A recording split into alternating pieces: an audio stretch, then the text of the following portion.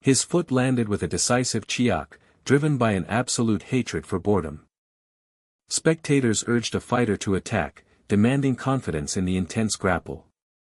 The quick tatadak of movement met the crushing judgment of onlookers, who declared prolonging the inevitable only brought deeper shame. A firm pa-ak grip, a sharp pack strike, and a guttural ak of effort marked the decisive impact.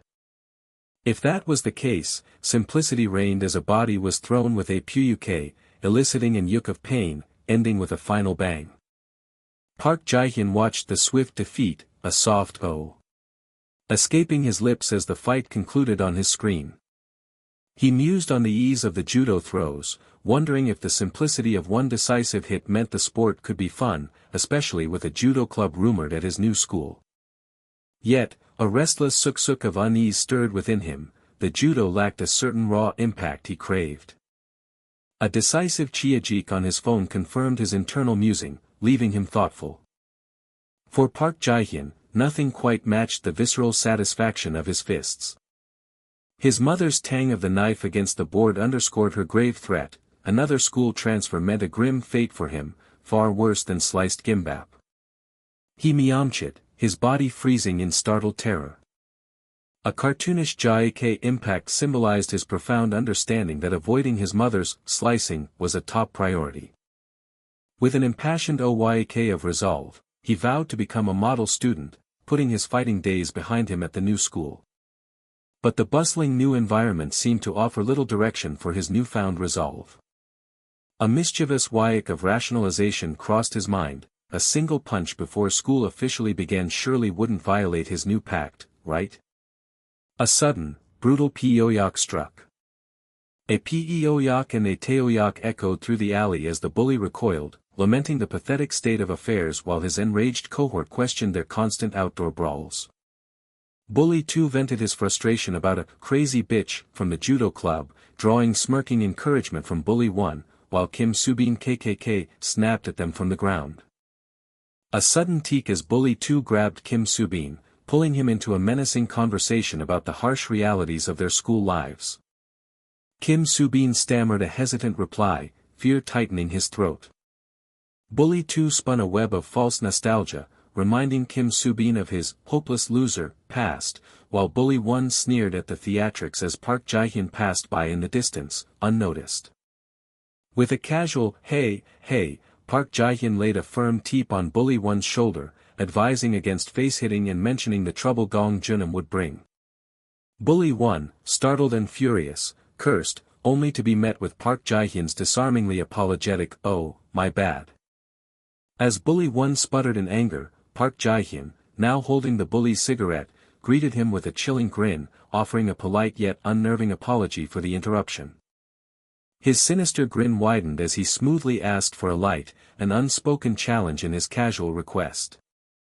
Bully 2 wondered aloud about the stranger's identity, his unfamiliar uniform unsettling them, while Bully 1, shaken, confessed the sudden appearance had terrified him. Park Jae-hyun's friendly stroke of fate banter, noting their shared cigarette brand, ended with a confident jiabik and a direct challenge to Bully 2, take it if you can. Bully 2 roared back, his face contorted in furious rejection. As Bully 2 lunged, Park Jae-hyun remained calmly poised, completing his sentence with a swift hwoyak. His eyes burned with intense readiness as he delivered the final, cutting retort. A devastating paik, then a sharp ppaak as Park Jae-hyun's fist met its target. Bully 2's head snapped back with a jarring ppaak. A silent scream distorted Bully 2's face, registering pure, agonizing pain. Bully 2 crashed to the ground, unconscious. Kim Subin and Bully 1 stared, their faces mirroring the same stunned, wide-eyed shock. Park Jae-hyun, feigning shock and frustration, claimed Bully 2's sudden rush had startled him into retaliating. He internally lamented ruining his model student vow even as Bully 1 stared at Bully 2's unconscious form, wondering if he was truly out cold. A thoughtful realization dawned on Park Jae-hyun about the unconscious bully's reputation as a fighter. He quickly rationalized his actions, deciding the fight didn't count since it happened before school officially started. Bully 1 reeled, utterly stunned that his friend was down in one sook hit, while Park Jae-hyun, now determined, declared his decision made. With a demanding pae and a piercing stare, Park Jae-hyun leaned in, his menace terrifying Bully 1. His eyes glowed red as he menacingly extended a hand with a chilling seuyuk, demanding the lighter. This is his story, a match with me, crafted by Mimic. The name Park Jae-hyun was written on the blackboard with a crisp ta, marking his official arrival. The homeroom teacher announced a new transfer student, Park Jae-hyun, explaining his sudden arrival and the temporary uniform with a soft from the class. The teacher instructed the class to avoid fighting and get along, receiving a dutiful, yes, sir, in return. Park Jae-hyun paused, considering his next move within the new classroom. He weighed his options for a suitable seat, a simple decision carrying unexpected weight. Kim Soo-bin's eyes widened, a worried, he's escaping his thoughts as he recognized the new student. His mind flashed to the morning's PPAAK of fists and impact. Kim Soo-bin's internal shock at recognizing the morning's fighter clashed with Park Jae-hyun's calm request to the teacher about empty seats. The teacher's dururiak of authority assigned a terrified Kim Soo-bin to guide the smirking Park Jae-hyun, leaving Kim Soo-bin internally sobbing over his cursed luck. The teacher's sudden call for a missing student, Jeom Na-eun, ripped through the classroom, eliciting a startled, "Why yes?" The teacher angrily demanded why Gong Junam wasn't awake, to which a nervous Jeom Na-eun, on the verge of tears, stammered about a locked door. The teacher's angry accusation about covering for Gong Junam, coupled with a stern reminder of academic eligibility, sent a crying Jeom Na-eun running with a desperate hewing of assent. Park Jae-hyun mused on the rough reality of athletes needing to study, unaware of a nervous Kim Soo-bin hesitantly trying to get his attention. Met with Park Jae-hyun's confused glance, Kim Soo-bin nervously introduced himself and offered assistance with school matters, his words trailing off hesitantly. Despite his terror, Kim Soo-bin mustered the courage to thank Park Jae-hyun for his help that morning. Park Jae-hyun's genuine confusion about Kim Soo-bin's identity left the latter flustered, desperately trying to jog his memory of their morning encounter. A sarcastic, "thank you," and an accompanying young of dawning realization escaped Park Jae-hyun as he vaguely recalled the morning. A chibi version of Park Jae-hyun smiled, internally dismissing his morning's actions as mere coincidence rather than heroic rescue. Chibi Kim Soo-bin, glasses fogged in confusion, could only utter a bewildered, "Is that so?" Park Jae-hyun sternly told Kim Soo-bin to forget the morning's events, just as the teacher loudly dismissed the class, leaving Kim Soo-bin surprised and flustered. Kim Soo-bin, thinking Park Jae-hyun might not be so scary, nervously explained about the bullies from his old middle school and their distance in the school. He rambled on, trying to reassure Park Jae-hyun about the bullies, oblivious to Park Jae-hyun's bored nuam and disinterest. Ignoring the disinterest, Kim Soo-bin enthusiastically praised Park Jae-hyun, recounting the cool, one-hit knockout with an excited suk-suk gesture. A sudden kajog of self-consciousness made Kim Soo-bin recoil, apologizing for his seemingly uninteresting chatter. Park Jae-hyun, still thoughtful, then inquired if Kim Soo-bin harbored any other curiosities.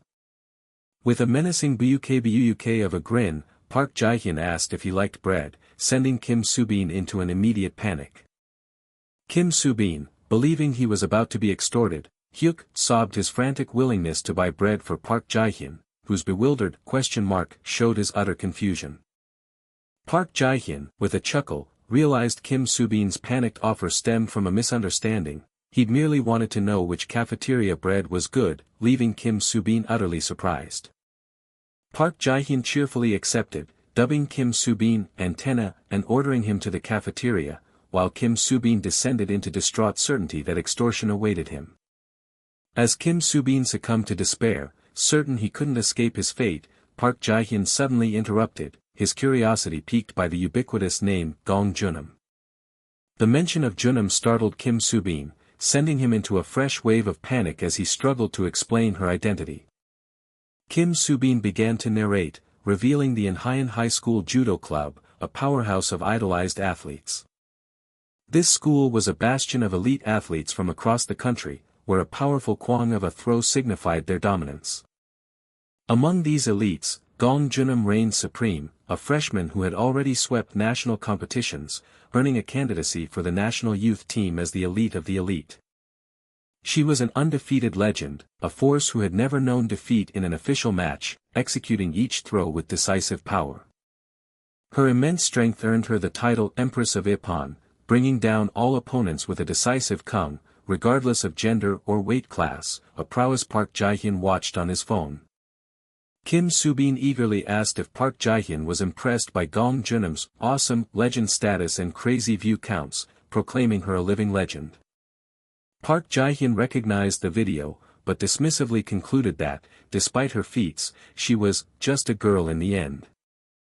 Kim Soo-bin gasped in shocked indignation at Park Jae-hyun's dismissal, while Park Jae-hyun responded with a casual yam-yeon, utterly unconcerned by the outrage over his comment about the elite among elite athletes. Kim Soo-bin Sokdak urgently whispered that such disrespectful words about Junam would bring immense trouble, as every student lived in terror of her wrath. Park Jae-hyun mocked Kim Soo-bin's warnings with a casual GUK stretch, dismissing sports skills in a street fight and feeling his competitive spirit ignite. He arrogantly scoffed at the regardless of gender or weight class claim, finding the title Empress of Ippon equally laughable. With a boastful, "Then I'm one-punch man," he made a swift, impactful motion with a Ch1 and a Peo-yak. Park Jae-hyun remained completely unfazed, while Kim Soo-bin looked utterly shell-shocked by the display. The classroom door burst open as a group of bullies aggressively pushed their way in. Bully 2 angrily questioned if Junam was truly absent, to which Bully 1 tensely confirmed seeing the judo club leave earlier. Bully 2 roared at the staring students, unleashing a torrent of threats about leaking information and blaming that freak for their humiliation, leaving students trembling with an internal "we're dead" sob. Bully 2 bellowed for Kim Soo-bin, oblivious to him hiding behind a completely relaxed Park Jae-hyun. Bully 2 cursed, utterly confused by the scene, while Bully 1 gasped in surprise at seeing Park Jae-hyun in the classroom. Bully 2 relentlessly mocked Bully 1 for being beaten, then turned his accusatory wrath on Park Jae-hyun, branding him Kim Soo-bin's bodyguard and berating him for throwing the first punch. Park Jae-hyun casually wondered if the bullies were there for Kim Soo-bin, musing on his seatmate's unexpected popularity, still oblivious to his own involvement. Bully 1's face contorted in enraged fury as he bellowed, demanding his stolen cigarettes and lighter back. Park Jae-hyun, with a dismissive chiak, feigned complete ignorance of their accusations, claiming he was just a new transfer student who knew nothing of cigarettes or lighters. Bully 2's menacing tac-tac hand reached for Kim Soo-bin, urging his accomplice to take him, declaring Kim Soo-bin the true target. With a calm yet swift wyak, Park Jae-hyun blocked Bully 2, casually advising them to get along as class approached. Park Jae-hyun's Jurura smirk hinted at a dark experience, warning Bully 2 that fighting only caused jaw ache. An enraged Bully 2 swung wildly, but Park Jae-hyun deftly dodged the furious punch. A crushing qualm left Bully 2 clutching his hand, crying out in sudden, sharp pain. With a crisp tac-tac of intent, Park Jae-hyun confidently declared his claim, taking the hand. A brutal peek followed, striking hard. Park Jae-hyun smugly announced he was adding a rib to the mix, leaving the other bullies and Kim Soo-bin trembling in terror. As Bully 2 collapsed with a heavy teol suk, Park Jae-hyun groaned in exasperation, lamenting that he really hadn't planned on fighting at school. He angrily blamed the bullies for forcing his hand, demanding if they would take responsibility for another forced transfer, his Myeongchit pause highlighting his growing annoyance since morning. From the floor, Bully 2 raged against Antenna, while Park Jae-hyun, with a swift wyak, boastfully declared himself one-punch man, reveling in his perceived awesome power. Bully 1, his face contorted in enraged fury, bellowed a rallying cry to crush him together. A ung-song of excited murmuring filled the hallway as news spread of a fight erupting in Class 2.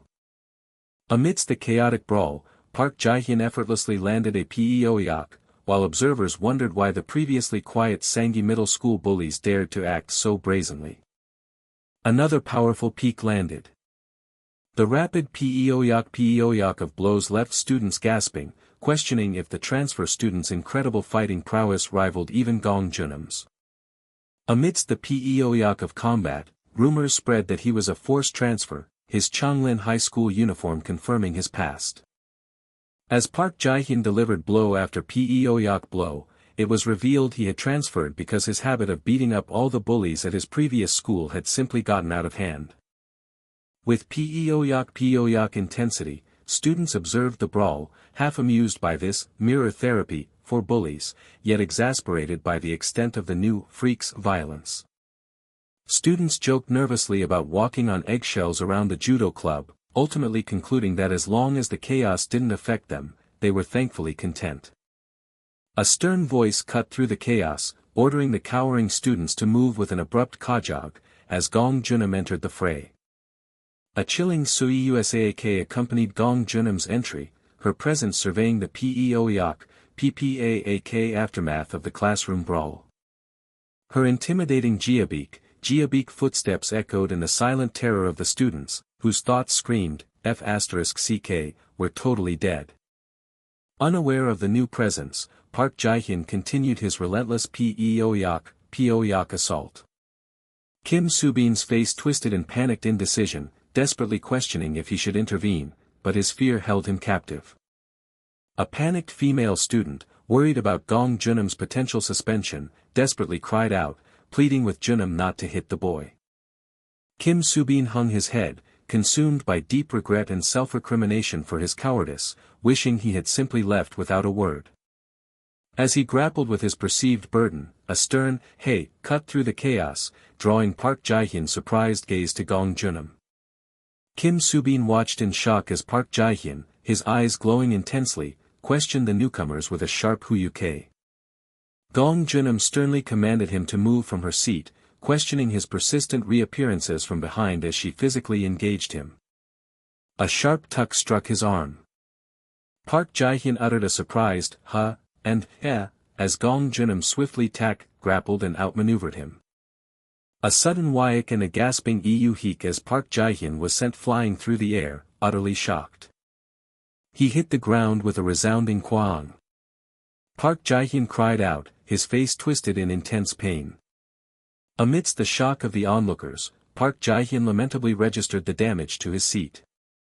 His seat, surrounded by defeated bullies and overturned furniture, lay in a total mess, a testament to Gong Junham's swift and victorious dominance. Gong Junham, her eyes burning red with rage, demanded to know what had transpired, her voice a chilling threat, "Do you all want to die?" A student became utterly absorbed in the rhythmic of his mobile game. Suddenly, a student's excited voice cut through the hallway, declaring a fight had erupted in Class 2. Another student, shocked, questioned if the delinquent Class 2 was fighting the transfer student, rumored to be completely dominating them. He gave a soft tap, calling out to Tay-Tay to get his attention.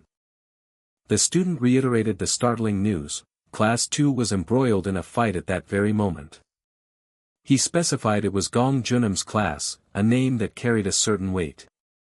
He continued, reporting that the transfer student was utterly decimating them, leaving a trail of anticipation and a resounding of impact. Yet, the student remained unfazed, continuing his game to the familiar of its interface. Internally, he dismissed the commotion with a simple, disdainful thought, idiots. A growing crowd of students gathered outside classroom 2 to 3, their murmurs filling the hallway. A female student, panicked, recognized the notorious Sanghi middle delinquents, a chilling realization spreading through the crowd. Her mind raced, questioning why the delinquents, long dormant, had suddenly erupted into such chaos again. A searing impact ripped through Bully 1's face. Bully 1 let out a choked "ah" as the pain registered. Still reeling, Bully 1 admitted, surprisingly, that his opponent had genuinely scared him. Jim Naun gasped in surprise, recognizing the injured student and calling out his name, Taeyang. Taeyang greeted Jim Naun, asking if something had happened, then quickly assumed she was looking for Junham, confirming her absence and habitual skipping. Jim Naun expressed her worry that Junham was not even at the dorm, prompting Taeyong to suggest she was likely at the gym, before abruptly informing her of a fight in his class. Jeon Naeun reacted with utter shock to the news of a fight, while the male student pragmatically asked her to clean up Junam's messy desk. The male student warned that Junam, known for her temper, would undoubtedly flip the entire room if she saw the mess again. With a judo practitioner was sent soaring through the air. Amidst the schools and sounds, the exterior stood serenely under a clear blue sky. Gong Junam appeared, her intense, yellow eyes burning with focused power. A male student's wide eyes suddenly registered extreme shock, a moment of stark realization. Park Jae-hyun stirred awake in a bright, unfamiliar room, his first conscious thought a confused, "Where am I?" Park Jae-hyun, still disoriented, wondered why he was there, vaguely recalling a fight with a takoyaki person, as Kim Soo-bin entered, relieved and asking about his well-being. Kim Soo-bin clarified that Park Jae-hyun likely meant Junam, quickly assuring him not to worry as the judo club had somehow resolved the whole incident. Kim Soo-bin, overcome with guilt and nervousness, profusely apologized and asked about Park Jae-hyun's injuries, but Park Jae-hyun sternly demanded a proper answer instead. Park Jae-hyun pressed for answers about the fight, while Kim Soo-bin nervously explained that his glasses had accidentally broken when others stepped on them during the frantic transport to the nurse's office.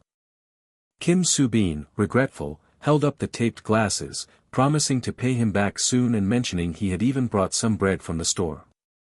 Park Jae-hyun revealed, much to Kim Soo-bin's surprise, that he had perfect 20/20 eyesight, unpacking his own belongings. Kim Soo-bin, utterly baffled, questioned why Park Jae-hyun wore glasses if his eyesight was flawless. Park Jae-hyun, with an excited, and a thumbs up, declared his reason for the glasses: he was going to be a model student. With a chuckle, Park Jae-hyun wondered if he had already failed his model student endeavor, leaving a thoroughly confused Kim Soo-bin to question the relevance. Park Jae-hyun complimented Kim Soo-bin, calling him X-Punch Man for his coolness, which sparked an excited declaration from Kim Soo-bin that there was nothing weird about him. Park Jae-hyun, thoughtfully munching on bread, privately conceded that anyone would have lost against Junam. Park Jae-hyun, seeming to genuinely forget, asked if he had lost, prompting a confused Kim Soo-bin to remind him of Junam's victory. Kim Soo-bin bluntly stated that Junam had taken him down in a single throw, a realization that hit Park Jae-hyun with chaotic shock.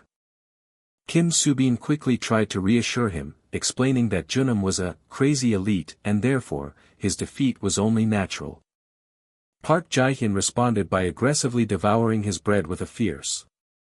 Park Jae-hyun, with a dismissive, quickly rationalized his defeat by claiming he had simply let his guard down.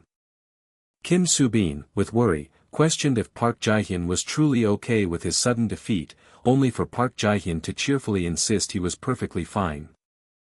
Kim Soo-bin breathed a sigh of relief, revealing that Junam had reportedly held on until the end, preventing Park Jae-hyun from serious injury. Park Jae-hyun's hand violently crushed the bag of bread with a frustrated. Park Jae-hyun cursed, declaring the bread tasted like crap and setting it down with a disgusted, much to Kim Soo-bin's confusion. Park Jae-hyun fumed, deeply annoyed that Junam kept calling him Anteny, while Kim Soo-bin internally wondered if Park Jae-hyun simply couldn't remember names. With intense resolve, Park Jae-hyun declared that he would show that cricket what he was truly made of. His fierce declaration hung in the air, echoing his determined resolve across the warm, expansive sunset-lit school grounds. Meanwhile, Gong Junam ran with determined intensity, her breaths coming in ragged bursts under the golden sunset. She pushed herself further, her heavy dash, breaths a testament to her unwavering determination. An off-panel voice decreed the incident would officially be labeled as "some kids from another class causing trouble." A large, muscular male student, arms crossed in anger, scolding her for breaking his previous warning not to get involved in fights. His anger flared further as he yelled, reminding her of her national team aspirations and the potential consequences of her actions. A powerful stomped against the ground, underscoring his fury. Gong Junam hunched over, her body racked with breaths from sheer exhaustion under the warm golden light. The male student's angry words cut through her ragged breaths, warning that she could kiss her chance at the National Sports Festival goodbye, leaving her distressed and sweating. The homeroom teacher, hands clasped, spoke seriously about an unprecedented incident unfolding, deeply concerned by the situation. He reflected on a time when Gong Junam's mere gaze was enough to send everyone scattering in fear. Her intense, glowing yellow eyes, once enough to strike fear into all, still held immense power. In a retro-pixelated vision, the delinquent quartet fled in terror from a victorious Gong Junam. But now, he mused, someone had finally appeared who remained completely unfazed by her intimidating presence.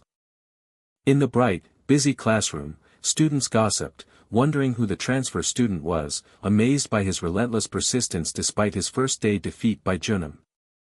One student exclaimed, his gesture emphasizing the transfer student's insane, fearless persistence, before hinting at a shocking rumor. A powerful struck a face with jarring force.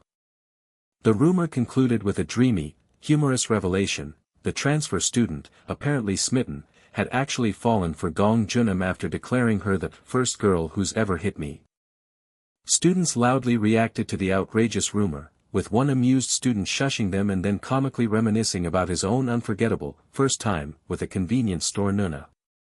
A student's realization dawned with a long tuhu, while Gong Junam, annoyed, kept her head down on her desk.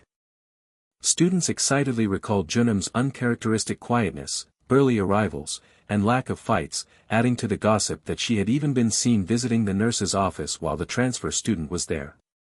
One student mused if Junam felt the same, while another yelled, "Anteater, one more time," the excited punctuating the animated classroom. Amidst the dramatic classroom, a student dramatically shouted that he couldn't sleep all night because of the excitement. Park Jae-hyun declared, with a surprising intensity, that he still had much more left to show. Park Jae-hyun loudly proclaimed he had so much more to show them, his words carrying a intensity, while Junam remained seemingly annoyed and asleep. A sudden sound filled the bright, orderly classroom, revealing students engaged in various activities. Unseen, deliberate footsteps made their way through the bright classroom. Park Jae-hyun made a dramatic entrance into the classroom. Park Jae-hyun's face contorted in a sudden, extreme shock, a profound realization dawning on him. A female student, blushing and flustered, frantically yelled for someone to clean up, her gestures urging urgency. The unspoken word hung heavy: love. And this, the narration declared with powerful irony, was love, as Gong Junam executed a brutal judo throw. The male student was flung to the ground with a resounding. Gong Junam, shielding her eyes, sternly confirmed no one was watching her, as a defeated male student lay sprawled on the ground. Gong Junam exploded in rage, furiously accusing her opponent of provoking her for days and asking if he had a death wish.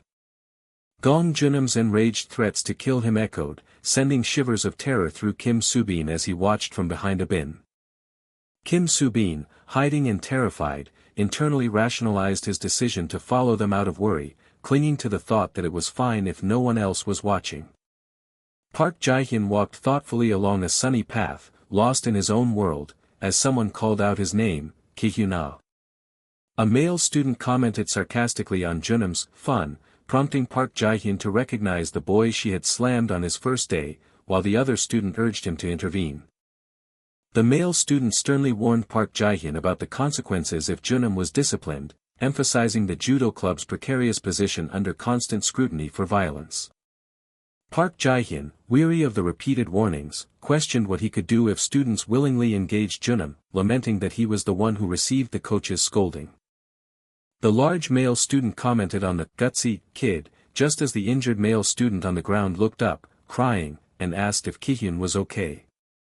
Internally, Park Jae-hyun, ever the fighter, thought simply, "I like it." The frustrated male student, eyes welling, agonized over why he simply couldn't beat Junam. Kim Soo-bin gently explained that losing was normal without judo knowledge and that Junam had always been inherently perfect. Park Jae-hyun, observing two students enduring punishment, chastised them for their persistent yapping despite getting caught, drawing a groan of protest. The injured male student, desperate, asked if Park Jae-hyun knew how to beat Junam, prompting Park Jae-hyun to whisper a cryptic piece of advice, "Don't let her take your center." The male student, portrayed in a confused chibi form, echoed, "My center," utterly bewildered. Park Jae-hyun continued his explanation through the window, stating that judo was, fundamentally, a sport about throwing your opponent. Park Jae-hyun advised that to avoid being thrown, one must respond flexibly, a complex lesson that induced annoyance and sleepiness in some students, while others remained punished. The male student, frustrated and angry, dismissed Park Jae-hyun's advice as overly complicated, proposing a simpler, more direct strategy of holding out and landing a clean hit. Park Jae-hyun paused thoughtfully, then shifted his approach, suggesting they consider the concept like a wave instead. As two students were visually swept into a surreal, powerful blue wave, the injured student questioned, bewildered, what kind of nonsense this new analogy was. The male student remained utterly confused by the wave analogy, a question mark hovering over his head. With the calm ocean as his backdrop, Park Jae-hyun explained that stiffly resisting the flow would inevitably lead to being swept away by the waves. He elaborated, suggesting that by learning to ride the wave, one could travel even further. He then applied the wave metaphor directly to judo, explaining that while resisting an opponent's strength, one must also observe. His intense eyes revealed the core of his judo philosophy, seeing the flow and instantly redirecting it into one's own power. Later that night, Park Jae-hyun lay in bed, deeply contemplative, a soft escaping him. He continued his contemplation by watching a judo throw video on his smartphone, absorbing the techniques. The next day, the school courtyard bustled with students, their movements blurred by the bright, sunny activity. With a confident, a female student boldly challenged someone she called Hammurabi to a single round of fighting. Gong Junam let out a frustrated, her stern expression clearly conveying her deep annoyance at the fresh challenge. Gong Junam swiftly grabbed a struggling male student, initiating a powerful judo move. As Gong Junam twisted his arm, furiously asking if he had a death wish, the male student angrily retaliated with a defiant, "You little." Gong Junam, with a forceful, twisted the student's arm further, criticizing his poor learning ability with enraged fury. As the male student struggled against Junam's grip, Park Jae-hyun reflected on his own advice, ride the flow and use it. With precise movements, Gong Junam swiftly executed another judo throw. Park Jae-hyun internally confessed that he didn't totally get this flow stuff or whatever.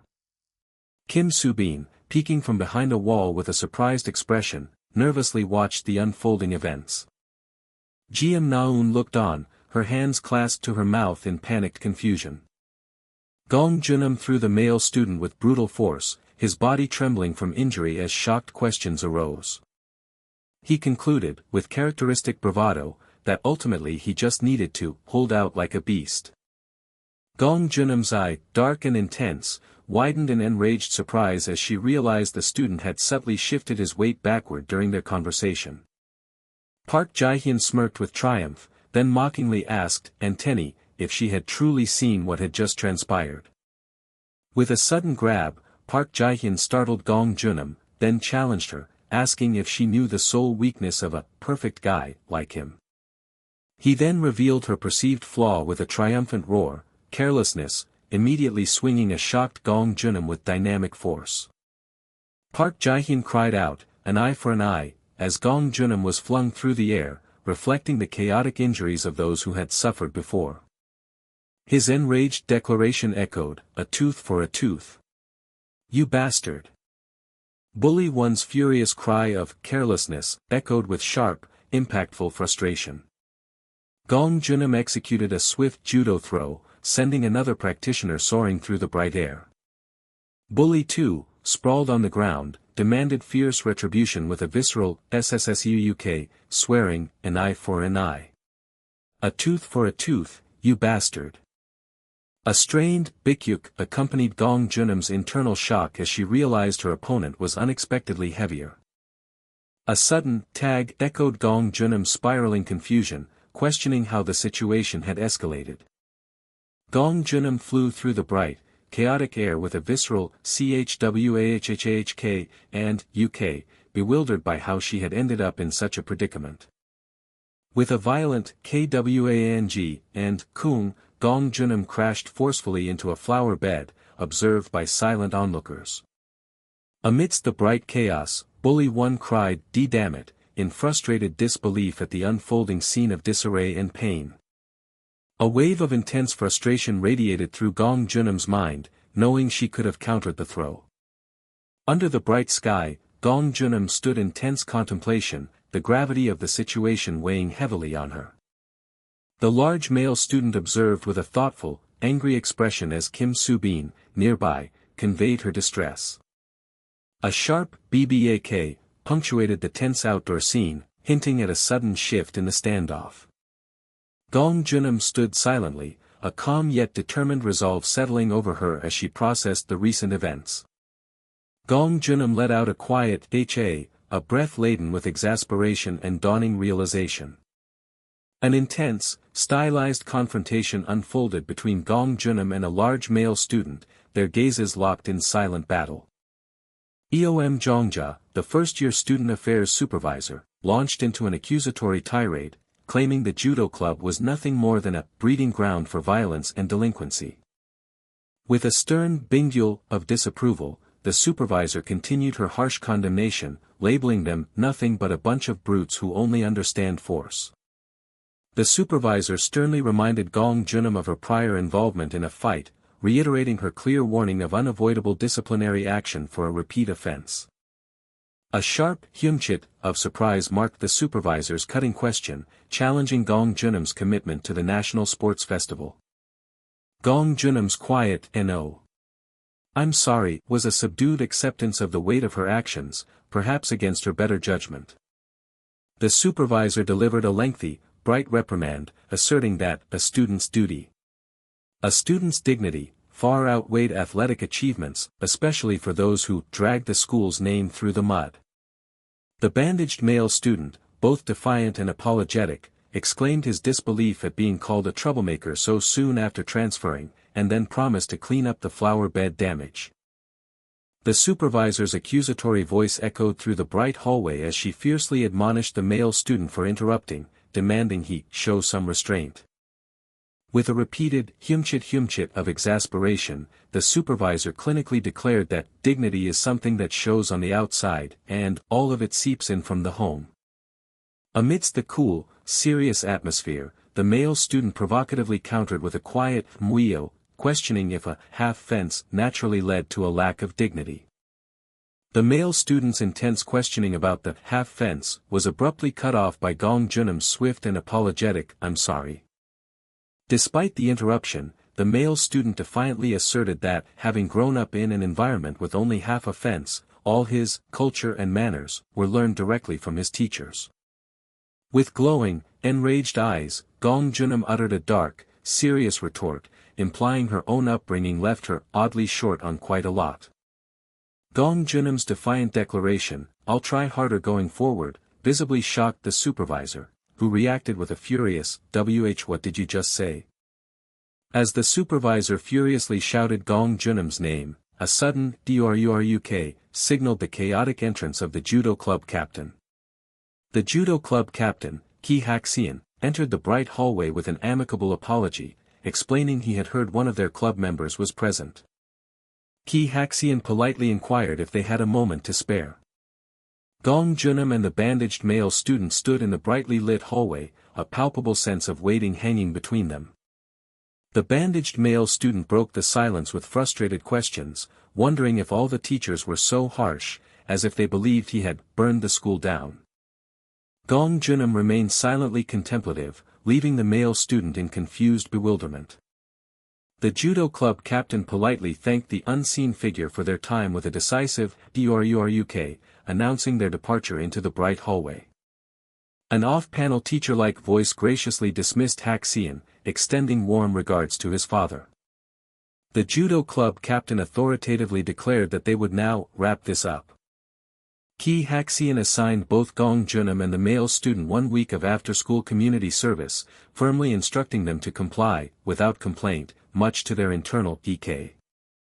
With a heavy sigh, Gong Junam expressed her serious annoyance at the imposition of community service. Ki Haxian sternly laid down the law for Gong Junam, declaring she would not train until her daily community service was complete, holding her solely responsible for the situation. When asked if she had anything to say, Gong Junam responded with a calm, meaningful, yes, then offered a surprising, thanks, bro, to the captain. The bandaged male student reacted with a curious, bro, to Gong Junam's address as Ki Haxian casually announced his departure. As the bandaged male student remained silent, Ki Haxian thoughtfully observed that Gong Junam seemed quite upset, eliciting a confused hm.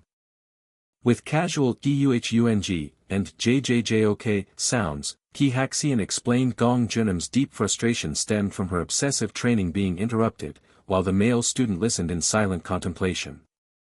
The bandaged male student, annoyed and impatient, wondered about the captain's lingering presence, asking if he could finally leave since there was nothing left to hear.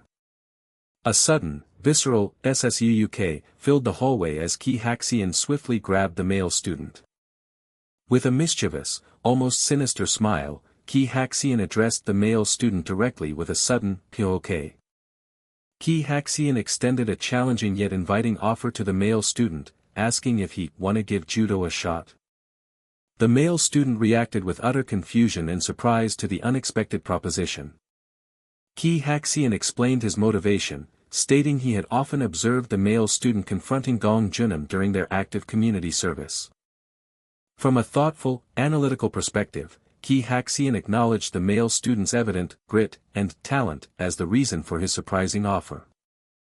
The male student energetically boasted about his abundant talent, exclaiming, "I've got talent for days, let me tell you." After a moment of thought, the male student dismissed the idea of judo with a clear, uninterested "no thanks." The male student emphatically stated his complete disinterest, claiming he had zero interest in that stuff. Ki Haxian expressed thoughtful regret, then issued a clear cautionary directive, "Then I'd appreciate it if you'd hold back on picking fights with Gyunam going forward." The male student challenged Ki Haxian's right to interfere, asking with indignant defensiveness, "What's it to you?" Ki Haxian began to explain his stance, clarifying that he generally didn't condemn kids scuffling around and stuff. His voice softened as he explained that Gong Junam was fighting hard against something of her own, revealing a deeper, pensive struggle within her. With a straining quahak of effort, the male student cursed in frustration as the weed refused to budge. The serene school campus transformed under the vibrant hues of sunset, casting a picturesque glow over the distant mountains. As the sun dipped below the horizon, Gong Junam and the male student walked side by side, sharing a calm, reflective moment on the school grounds. Silhouetted against the powerful backlight of the setting sun, Gong Junam walked away with a determined resolve, carrying the weight of her day. Ki Haxian, assertive in the dojo, declared his intention to demonstrate the true meaning of being club captain, acknowledging the male student's earlier refusal. He then extended an inviting, yet challenging, offer: if the male student wished to fight Junam, he was welcome at the judo club, as long as it's within legal means. The male student walked away from the school, isolated in his thoughtful contemplation as the sun set. Gong Junam continued across the school grounds, her expression calm and determined against the backdrop of the setting sun. With a soft tag, the male student pondered a profound question, wrestling with his priorities. Was anything more important than beating the opponent in front of you? The male student aggressively challenged Gong Junam, demanding, cricket, fight me one round. Gong Junam continued to walk away with calm resolve, her determined posture silently dismissing the challenge. The male student's persistent, escalating demands for a fight echoed across the school ground, his confrontational pleas growing louder. A fast-paced blur of motion saw the male student lunging, only to be swiftly evaded or blocked by Gong Junam. With a flustered "juchium," the male student gasped, "What?" in surprise, realizing he almost got hit. Gong Junam's voice was stern and defiant as she issued a provocative challenge, "Hit me." The male student reacted with a stunned, confused "What?" to Gong Junam's unexpected dare. Gong Junam assertively reiterated her challenge, reminding him, "Wasn't beating me your whole thing," and then dared him, "Hit me and go." The male student let out an embarrassed, annoyed laugh, then defensively demanded, "Am I funny to you?" Gong Junam calmly countered with logical questions, asking why he was angry when she was offering him the chance to achieve his stated goal. Illuminated by the setting sun, the male student yelled in raw frustration, declaring he couldn't comprehend what kind of world you're living in. The male student laid bare his desperate struggle, explaining he was not free enough to stand around trading punches, and offered Gong Junam a stark choice: hit me and walk away, or just walk away. His intense eyes narrowed as he proposed a solution, questioning if it wouldn't result in "neither of us loses anything, right?" The dramatic narration emphasized a profound truth: she was indeed fighting hard against something of her own. Gong Junam let out a shocked "ha," followed by a frustrated, explosive "ah," caught off guard by the male student's unexpected honesty. With determined resolve, Gong Junam firmly declared she had given him a chance, and he was the one who chose this. Gong Junam delivered a dismissive and final ultimatum: "Don't let me see your face again." The male student stood isolated on the school ground, deep in reflective thought amidst the aftermath of the confrontation. Rubbing his head, the male student pondered the recent exchange with a mix of confusion and deep thought. His red-tinged eyes burned with a fierce determination, still simmering with lingering anger. The male student gazed intently at the school building, a calm reflection leading to a new realization. Illuminated by the setting sun, the male student touched his head, lost in deep, contemplative thought as a new internal decision took shape. The imposing school building, Ch1, stood clearly defined against the evening sky. Kim Subin was overwhelmed by the thought that for someone completely ignorant of judo, such an outcome was only to be expected. Under the serene golden sky of sunset, the male student and Kim Subin stood on the campus, a quiet ending to their day and the silent beginning of a new resolve. A hand forcefully pushed open a door with a heavy, deliberate "to be okay," signaling an impending confrontation. With a forceful "kwang," the male student burst through the door, yelling an angry challenge at Gong Junam, proclaiming, "We're not done talking." He declared his determined intention to defeat Gong Junam, "on your turf, by your rules," as he entered the judo practice area. With a heavy "to be okay," he demanded, "A proper round right here," prompting an acknowledgement of his sheer persistence.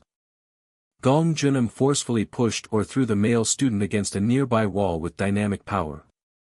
A forceful "kwahak" accompanied the male student's angry confusion as he was grabbed by the collar, demanding, "This isn't your classroom. What's this now?" With a tense warning, the male student asserted that this place is off limits to civilians. Off-panel students wondered if the angry Taeyong was there for Gyunam, while judo club captain, Ki Haxian, observed the confrontation with concern. Ki Haxian chuckled at the newcomer's arrival, but a larger male student sternly commanded everyone's focus on the judo practice. The larger male student questioned the new arrival's identity, prompting Ki Haxian to reveal with a smirk that the challenging youth, who had been causing trouble, had actually shown up to the judo club as provoked. Ki Haxian angrily grabbed the newcomer's GI, questioning the audacity of this brat to barge into the club as if it were a joke. After a thoughtful pause, Ki Haxian speculated the newcomer's potential, but the larger male student warily refused to let just any troublemaker into the club without proper assessment. The coach loudly reprimanded Taeyong, demanding attention with a sharp knock, to which Taeyong acknowledged his presence. Ki Haxian tried to downplay the situation, but the angry male student, struggling, red armband, angry, forcefully yelled for Gong Junam to come out immediately, slap/pound, punctuating his rage. The male student, struggling, red armband, angry, furiously challenged a fair fight, but the coach reminded everyone that in the dojo, matters were settled only through judo. The coach, furious, laid down the rules: brawlers were to leave, and anyone seeking a match must first pass the entry test. Ki Haxian, confident in his white GI, praised someone's appearance, declaring they looked good in anything. Ki Haxian questioned the messy belt tie, and the large male student explained with a puff of exasperation that while GM Naun had tied it, the first year had awkwardly adjusted it himself. Ki Haxian complained about his involvement, but the coach rebuked his slacking, further escalating tensions when Ki Haxian called the furious opposing student a mere beginner. Ki Haxian, stern and direct, confirmed the newcomer's desire to spar with Junam and declared the current situation an official entry test. Ki Haxian outlined the simple test: throw Taeyang or make him touch the floor within 5 minutes, focusing on potential rather than technique, as the coach questioned the duration. As the narration emphasized the etiquette of judo, Ki Haxian performed a respectful bow, while the other student remained confused. Striking or intentionally harming an opponent, along with grabbing the legs, were explicitly forbidden. With a shuffle and a swoosh, Ki Haxian extended his hand to grapple, facing the male student, struggling, red armband, angry, who appeared confused and defensive. Ki Haxian, observant and stern, asked his opponent if he was left-handed. The narration stated the final rule: stop immediately upon command, while the male student, struggling, red armband, angry, smirked, questioning the relevance of Ki Haxian's earlier inquiry. As the match began, signaled by a thump, the male student, struggling, red armband, angry, was immediately thrown to the ground, yelling, "Just fall over already, you punk." With a thwack and a kick, the male student, struggling, red armband, angry, attempted an illegal strike, which Ki Haxian skillfully blocked. The male student, struggling, red armband, angry, hit the mat with a resounding thud. Ki Haxian calmly advised his opponent to calm down, his composure a stark contrast to the unfolding chaos. The male student, struggling, red armband, angry, expressed his frustration, pushing himself up from the mat with a scrape. With a sharp impact, the two students locked into an intense grappling exchange. Ki Haxian maintained a focused and intense expression, his gaze narrowed in the heat of the grapple.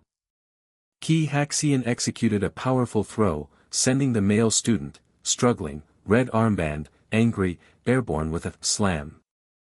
The male student, struggling, red armband, angry, hit the mat with a forceful thud, the impact reverberating. The male student, struggling, red armband, angry, struggled to sit up, cursing his frustration and accusing his opponent of not taking the match seriously.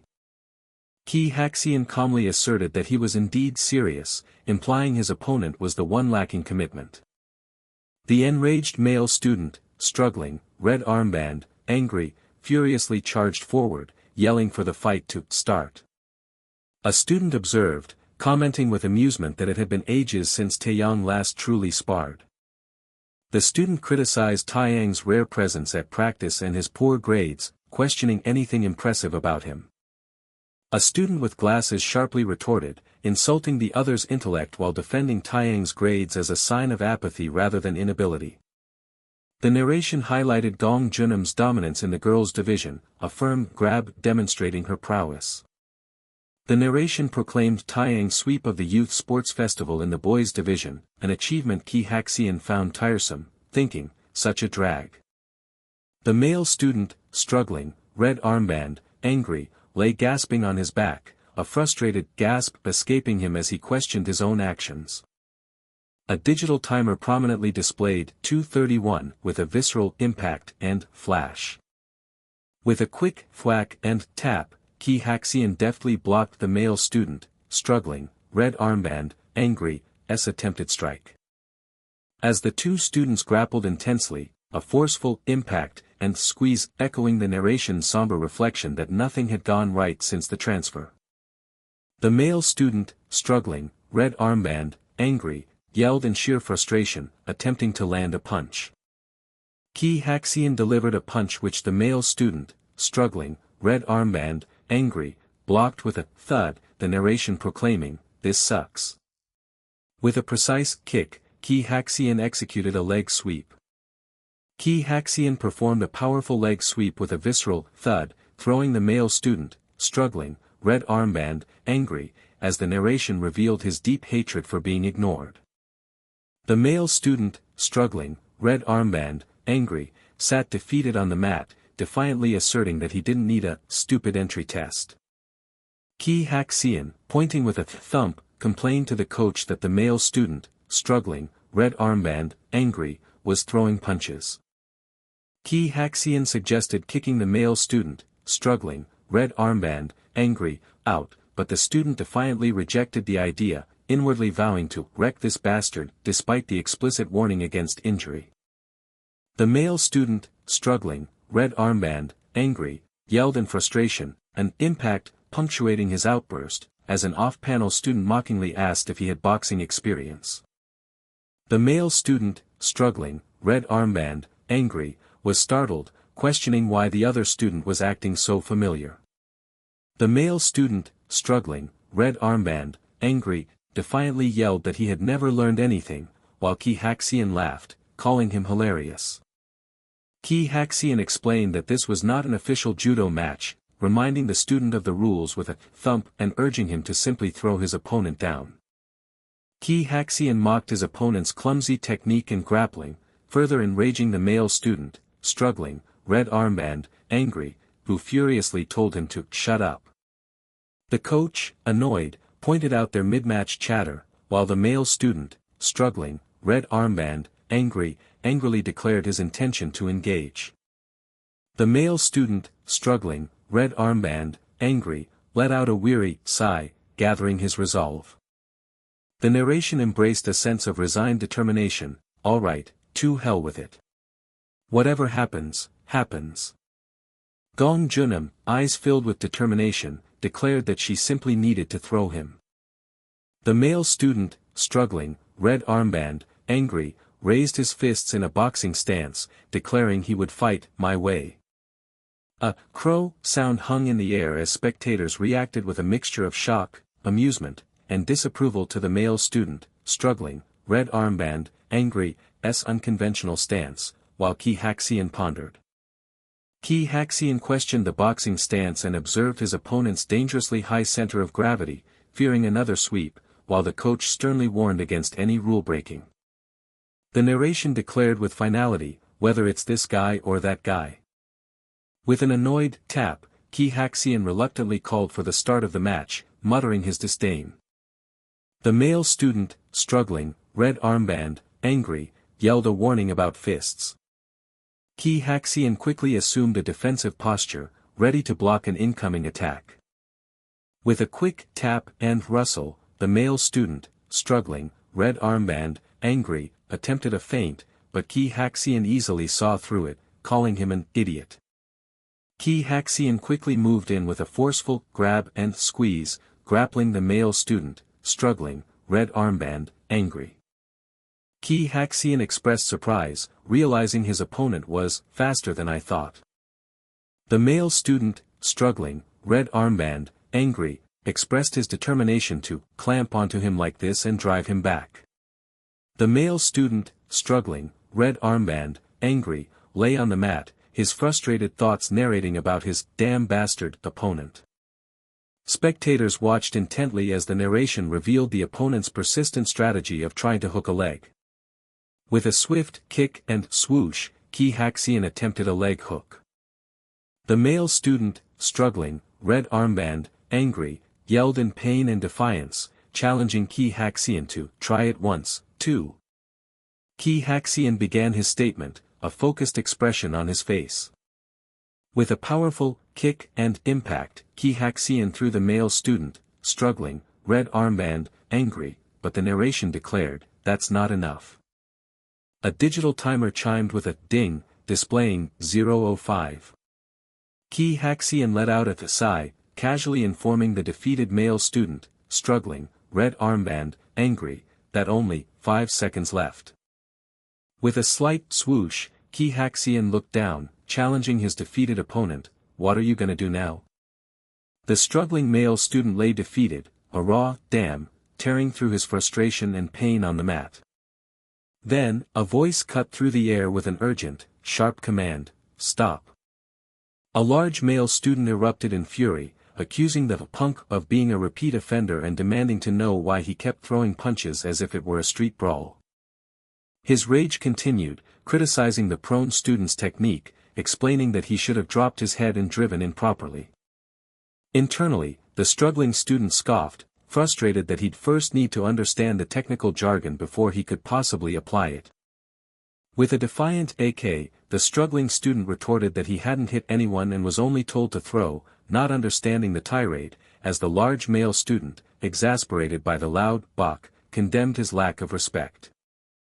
Judo club captain Kihyun chuckled, observing the coach's intense lesson and noting the student's crude attempt at an inner thigh reap, while his companion remarked on the sheer brute force used. The student voiced his lingering confusion about the purpose of the test, prompting Kihyun to question the first year's actual desire to practice judo. Kihyun playfully admonished his companion's stiff negativity, reminding him that despite everything, it remained a test. The captain suggested they watch a little longer, hoping for something interesting to unfold, though the student merely dismissed his optimism as naive. The large male student challenged his opponent, mockingly asking if he would try again with only 5 seconds remaining, or simply give up. The struggling student defiantly scoffed at the idea of giving up, clarifying his motivation wasn't about joining the club. He declared it was purely a matter of pride, to which the large student sneered, calling his efforts pointless and questioning what he could possibly accomplish. The struggling student vowed to utilize every remaining second, no matter how few, to continue his assault. The large male student, caught off guard by the sheer resolve, registered a flicker of surprise. With a resolute "chuck," the struggling student declared his unwavering resolve, he would keep coming back, day after day, until he achieved victory. His unwavering determination, sealed by an internal cut, extended to both Gong Junam and the large male student, making it clear his challenge was universal. With a shadowed intensity, the struggling student issued a menacing promise, daring them to look forward to his inevitable return. Judo club captain Kihyun, with aggressive confidence, proclaimed he would ensure his name alone was remembered by all, both within the school and beyond. The large male student simply looked down, expressing his distinct dislike for the entire situation. Gong Junam, clutching her head in frustration, found the situation utterly annoying and pragmatically concluded it would be easier for him to just give up. The large male student's eyes narrowed, contemplatively wondering why his opponent would push himself to such extremes. With only 5 seconds ticking away, the struggling student's mind raced, searching for the best possible choice, the least annoying path forward. His thoughts concluded with the need for a most reasonable decision, preparing for an imminent, yet unexpected, action. An off-panel voice cut through the tension, sharply commanding them to begin. With a sudden, visceral pabok, the struggling student landed a shocking punch to his opponent's face. The spectators, including the large male student, Gong Junam, and a female student, reacted with collective, wide-eyed shock at the utterly unexpected turn of events. Even Kihyun and the student at the desk looked up in surprise as the digital timer ominously flashed, midnight. The struggling student stood distressed, while his large opponent, fists clenched, wore a look of undeniable satisfaction. With a heavy kadong, the struggling student lay utterly defeated on the mat as his opponent casually walked away. Despite the loud command to begin, the struggling student remained on his hands and knees, clearly in a state of confusion and pain. Then, in an arrogant and decisive twist, the large male student unexpectedly declared, "I yield." He then bowed to the prone student, leaving an unexpected and bewildering conclusion to the match.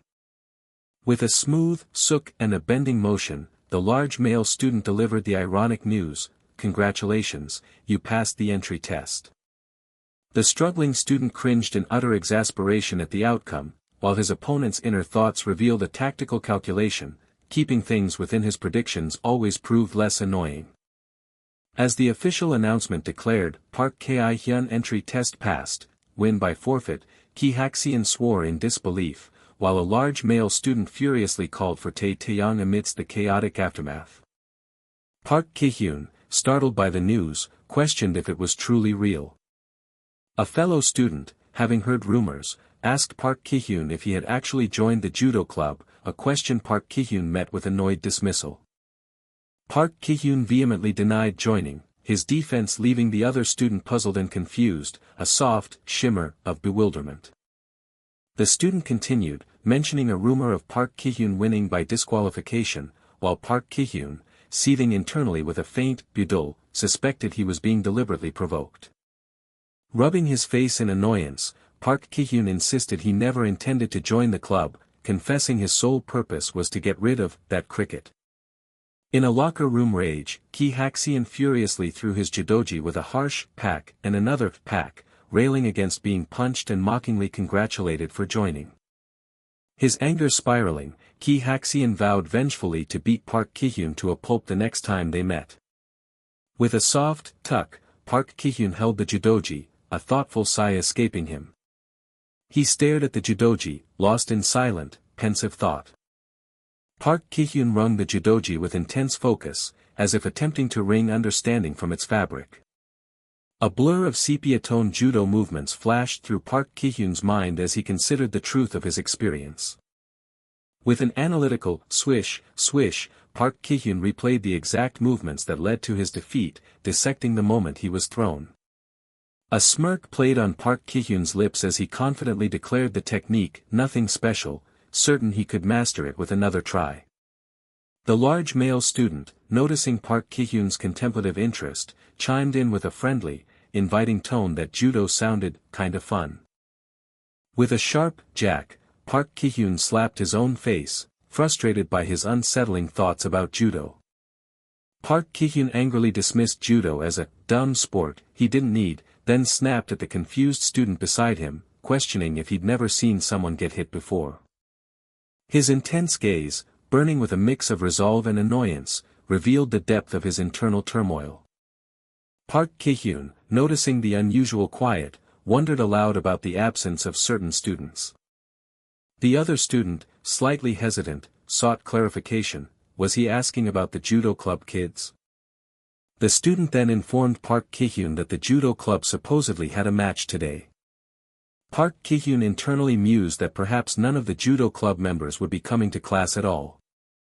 As Park Kihyun remained lost in thought, the other student simply acknowledged the information with a questioning, "Oh, yeah." With a groan of resignation, Park Kihyun expressed his exasperation at the morning's unfolding events as he reached into his pocket. A sudden "tyke" startled Park Kihyun, who answered his phone with a cautious, confused "hello." From the other end, Ki Haxian's voice abruptly demanded to know when Park Kihyun would be filling out his entry form with a quick tick. Park Kihyun's face contorted in utter shock and confusion, a silent, after the call, accompanied by a suk of surprise. Ki Haxian, identifying himself as the judo club captain, continued to pressure Park Kihyun to submit his form, challenging him to be a man and stop dodging. Park Kihyun's eyes widened further, his shock becoming comically exaggerated at the captain's audacious demands.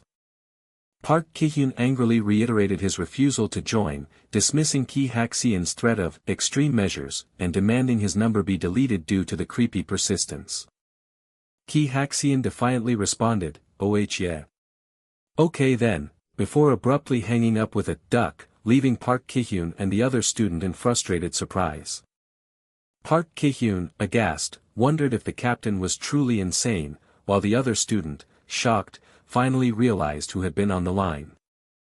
Park Kihyun, recoiling in disgust, warned the student not to get near him with a dururic of irritation, but the student, oblivious to his revulsion, expressed amazement that he was even on speaking terms with the captain.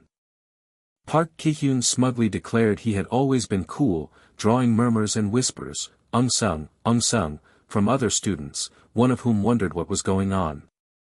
Dismissing the commotion, Park Kihyun then casually asked his antennae why he was so obsessed with the judo club. A stern, teacher-like figure in a suit, accompanied by other serious men, addressed Park Kihyun by name, observing that anyone would think he was already part of the club. Both Park Kihyun and the other student looked utterly confused, a hint of apprehension creeping into their expressions at the sudden intrusion. The serious man in the suit, with a demanding gesture, formally stated his intention to borrow Park Kihyun for a moment. Park Kihyun could only utter a bewildered "what?" as two men in suits abruptly carried him towards a waiting black car, the scene taking an alarming turn. Seated between the two silent men in suits, Park Kihyun, utterly confused, questioned the bizarre predicament he found himself in.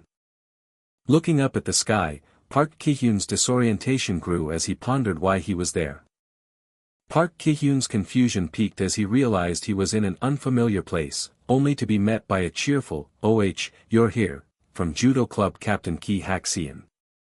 As Ki Hak-seon thanked a departing Mr. Kim, Park Kihyun erupted in outraged fury, demanding to know their location and accusing them of kidnapping. Ki Hak-seon, with a sly, manipulative grin, mockingly explained they had no choice but to bring Park Kihyun since he kept wriggling around, prompting Park Kihyun to demand a clearer explanation. Ki Hak-seon patronizingly dismissed the need for an explanation, telling the bewildered Park Kihyun to simply open his eyes and watch. The large male student pointed towards a building, eagerly identifying it as in High. The excited murmurs of spectators rippled through the arena, identifying Gong Junam as the talented -70 kg fighter, expressing awe at seeing her in person, and eagerly anticipating the match. Finally grasping the situation, Park Kihyun uttered, "A judo tournament," as the banner for the event confirmed his forced destination. Ki Hak-seon, smiling with unsettling confidence, assured the scared and annoyed Park Kihyun that he wouldn't regret being there. Ki Hak-seon's words hung in the air, hinting at a powerful future, as the image cut to Gong Junam, sitting with intense focus, embodying the formidable challenge ahead. The crowd roared, their energy filling the competitive judo arena. Park Kihyun internally acknowledged the unexpected throngs of spectators, as a large student cheerfully pressed for updates on the match. The large student explained his absence, having fetched Park Kihyun because the latter kept dodging, intending to give him a good show to watch, much to Park Kihyun's surprise. As the large student playfully urged him to greet, Park Kihyun flinched, attempting to protest before a sterner voice interjected that he couldn't act on his own simply because he wasn't competing. The stern student warned that the coach was on the floor, and being the captain meant setting an example by not leaving their seats. The large student dismissively agreed, then quickly redirected attention to Naun's match, leaving Park Kihyun utterly surprised. Officials and spectators alike observed the ongoing match from the bustling stands. Park Kihyun's eyes widened in surprise as he recognized someone on the mat. He realized it was Jeom Naun, the girl who was always hanging around, now grappling with an opponent on the mat. Park Kihyun critically remarked that Jeom Naun appeared outmatched and was being dragged around, attributing it to the size difference. He anticipated a throw was imminent as the grapplers maintained their tense grip. With a swift swoosh and impact, Gong Junam powerfully executed a judo throw. Her opponent was slammed onto the mat with a resounding impact. Park Kihyun was stunned, marveling at how someone so small could possess such crazy strength and manage that flip. The large student teased Park Kihyun, noting the shoulder throw was similar to the wind-down throw Park Kihyun had attempted on Gong Junam before. Park Kihyun, irritated, questioned if the large student intentionally picked at people, before declaring he would return and walking away. The large student cheered for judo club captain, Ki Hak-seon, who was heading to his finals, while Park Kihyun walked away.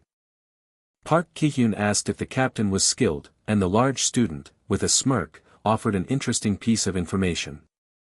The large student then revealed that Ki Hak-seon had been eliminated in the prelims, leaving Park Kihyun utterly surprised. He comically recounted how Ki Hak-seon received 3 penalties in a row for watching Gong Junam's match instead of his own, resulting in a penalty loss. The disqualified student appeared exhausted, rubbing his eye. Park Kihyun chuckled, finding the story amusing. Park Kihyun confidently declared he knew it, and if he properly learned judo, someone like Ki Hak-seon would be a walk in the park. The large student excitedly challenged Park Kihyun on when he would start practicing, to which Park Kihyun defensively asserted he hadn't agreed to join. The large student playfully accused Park Kihyun of playing hard to get, urging him to watch closely and see how fun judo truly was. Oh Ji-hoon swiftly won his match with a thigh-reaping ippon. Park Kihyun acknowledged the skill with a hint of admiration, while the large student cheered enthusiastically. Kim Chong-ae then lost his match, defeated by a pulling shoulder throw, ippon. Both Park Kihyun and the large student expressed their disappointment at Kim Chong-ae's close loss. Choi Dong-suk secured a victory by linking a hold down with a side armbar. Jo Eun-hyuk achieved a win by applying a decisive collar choke. Park Kihyun expressed his surprise at the diverse techniques, discovering there was more to judo than he initially thought, as the large student celebrated another victory. Park Kihyun paused, deep in thought, processing the varied displays of skill. He concluded that judo was not as bad as I thought. A buzz of anticipation swept through the stands as students murmured excitedly, preparing to film the real match about to begin. Park Kihyun questioned the sudden surge in the crowd, and the large student responded with a knowing smirk.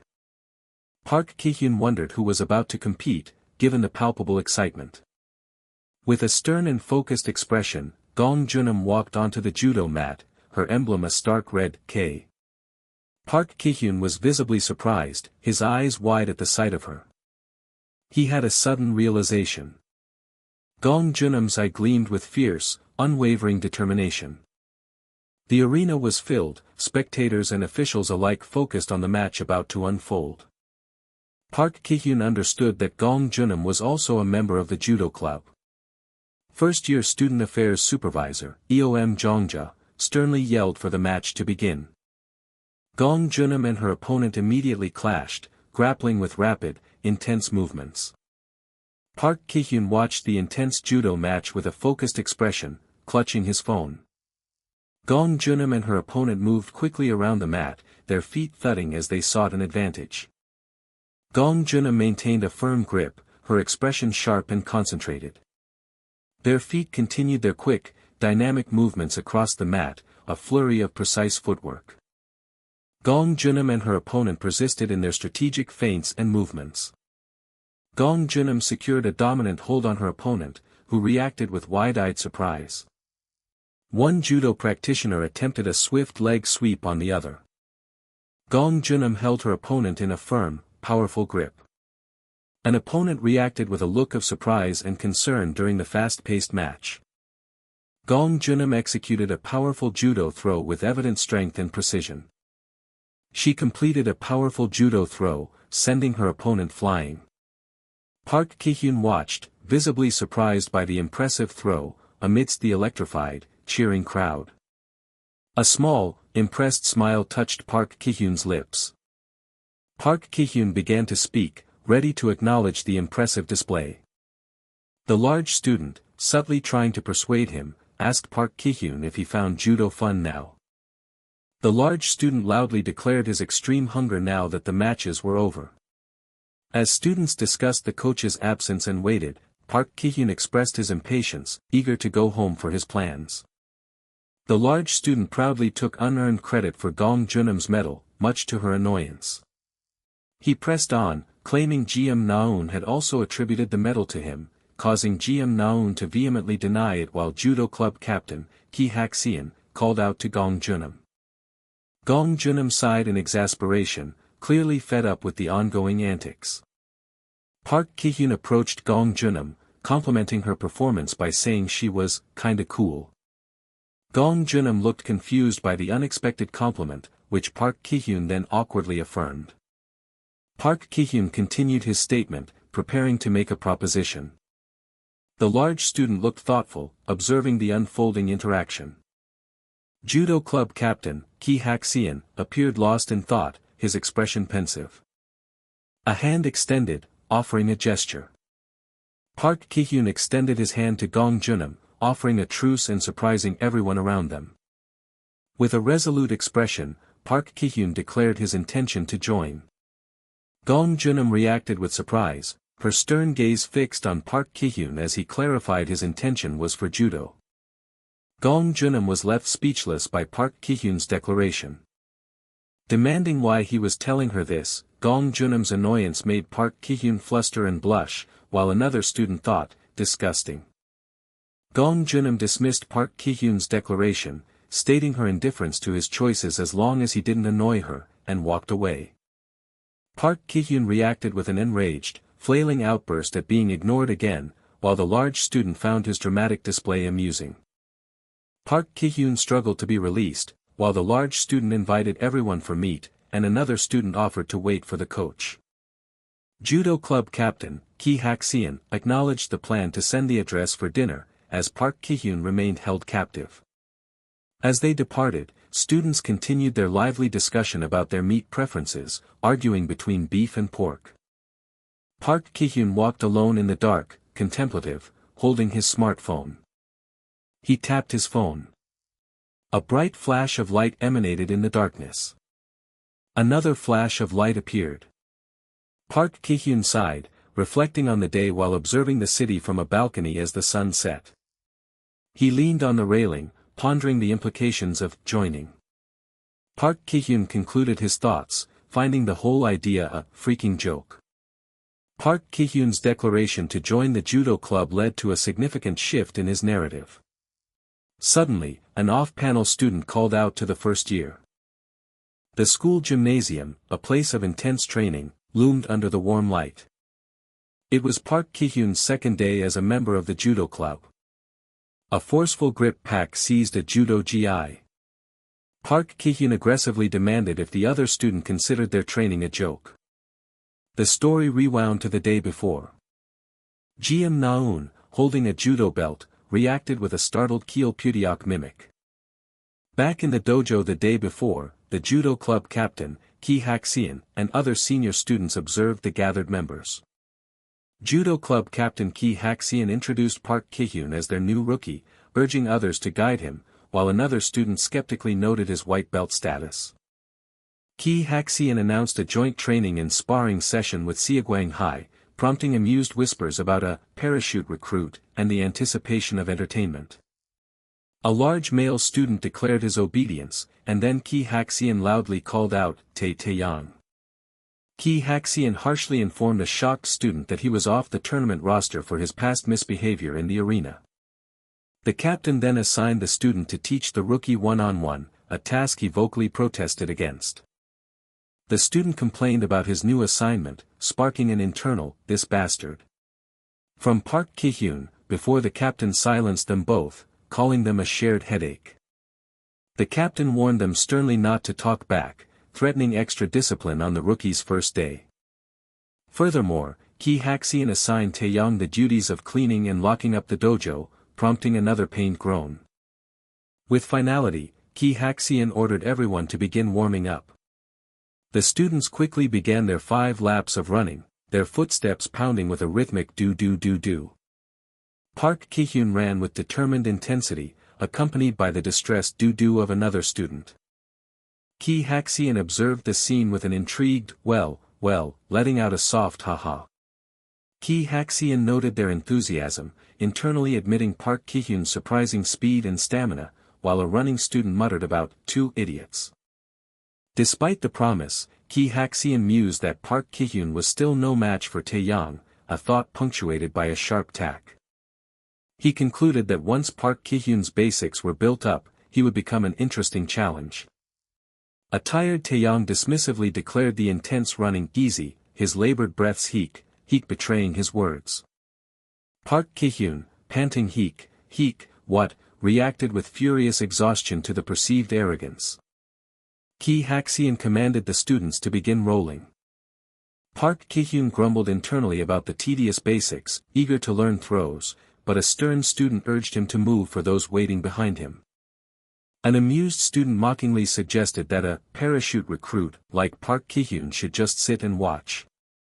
Ki Hak-seon abruptly silenced Jo Eun-hyuk's useless chatter. Park Kihyun sighed internally, bewildered by everyone's attitude, as an annoyed student irritably told him to simply copy the roles. A startled Jiam Naun then explained to Park Kihyun that the usual warm-up involved running followed by rolls. Jiam Naun, nervous but friendly, introduced herself to Park Kihyun, offering her help despite being in the same class. Park Kihyun, surprised by the gesture, accepted her offer of help. Ki Hak-seon declared the next phase of training, drilling. Kihyun instructed Taeyong to teach the rookie breakfalls, emphasizing drilling as the repetition of a technique until it became muscle memory. A student was swiftly wake thrown, hitting the mat with a resonant kwang. An annoyed student questioned why the rookie kept flopping over during breakfalls instead of performing the technique correctly. Park Kihyun angrily retorted that he needed proper instruction, exasperated at being thrown without explanation. The student tried to explain the backward breakfall, but Park Kihyun's furious demand for an actual explanation left the senior surprised by his complete lack of basic knowledge. An amused student joked that Taeyong shouldn't be teaching anyone, while another sighed in exasperation. Kihyun intervened, instructing Ji-hoon to teach the rookie breakfalls and reassigning Taeyong to drilling. Ji-hoon pragmatically apologized to Park Kihyun for the situation.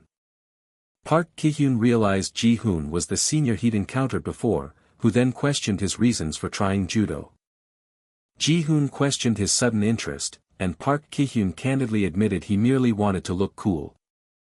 Ji-hoon then probed Park Kihyun's understanding of breakfalls, to which Park Kihyun confessed only knowing their purpose was to prevent injury.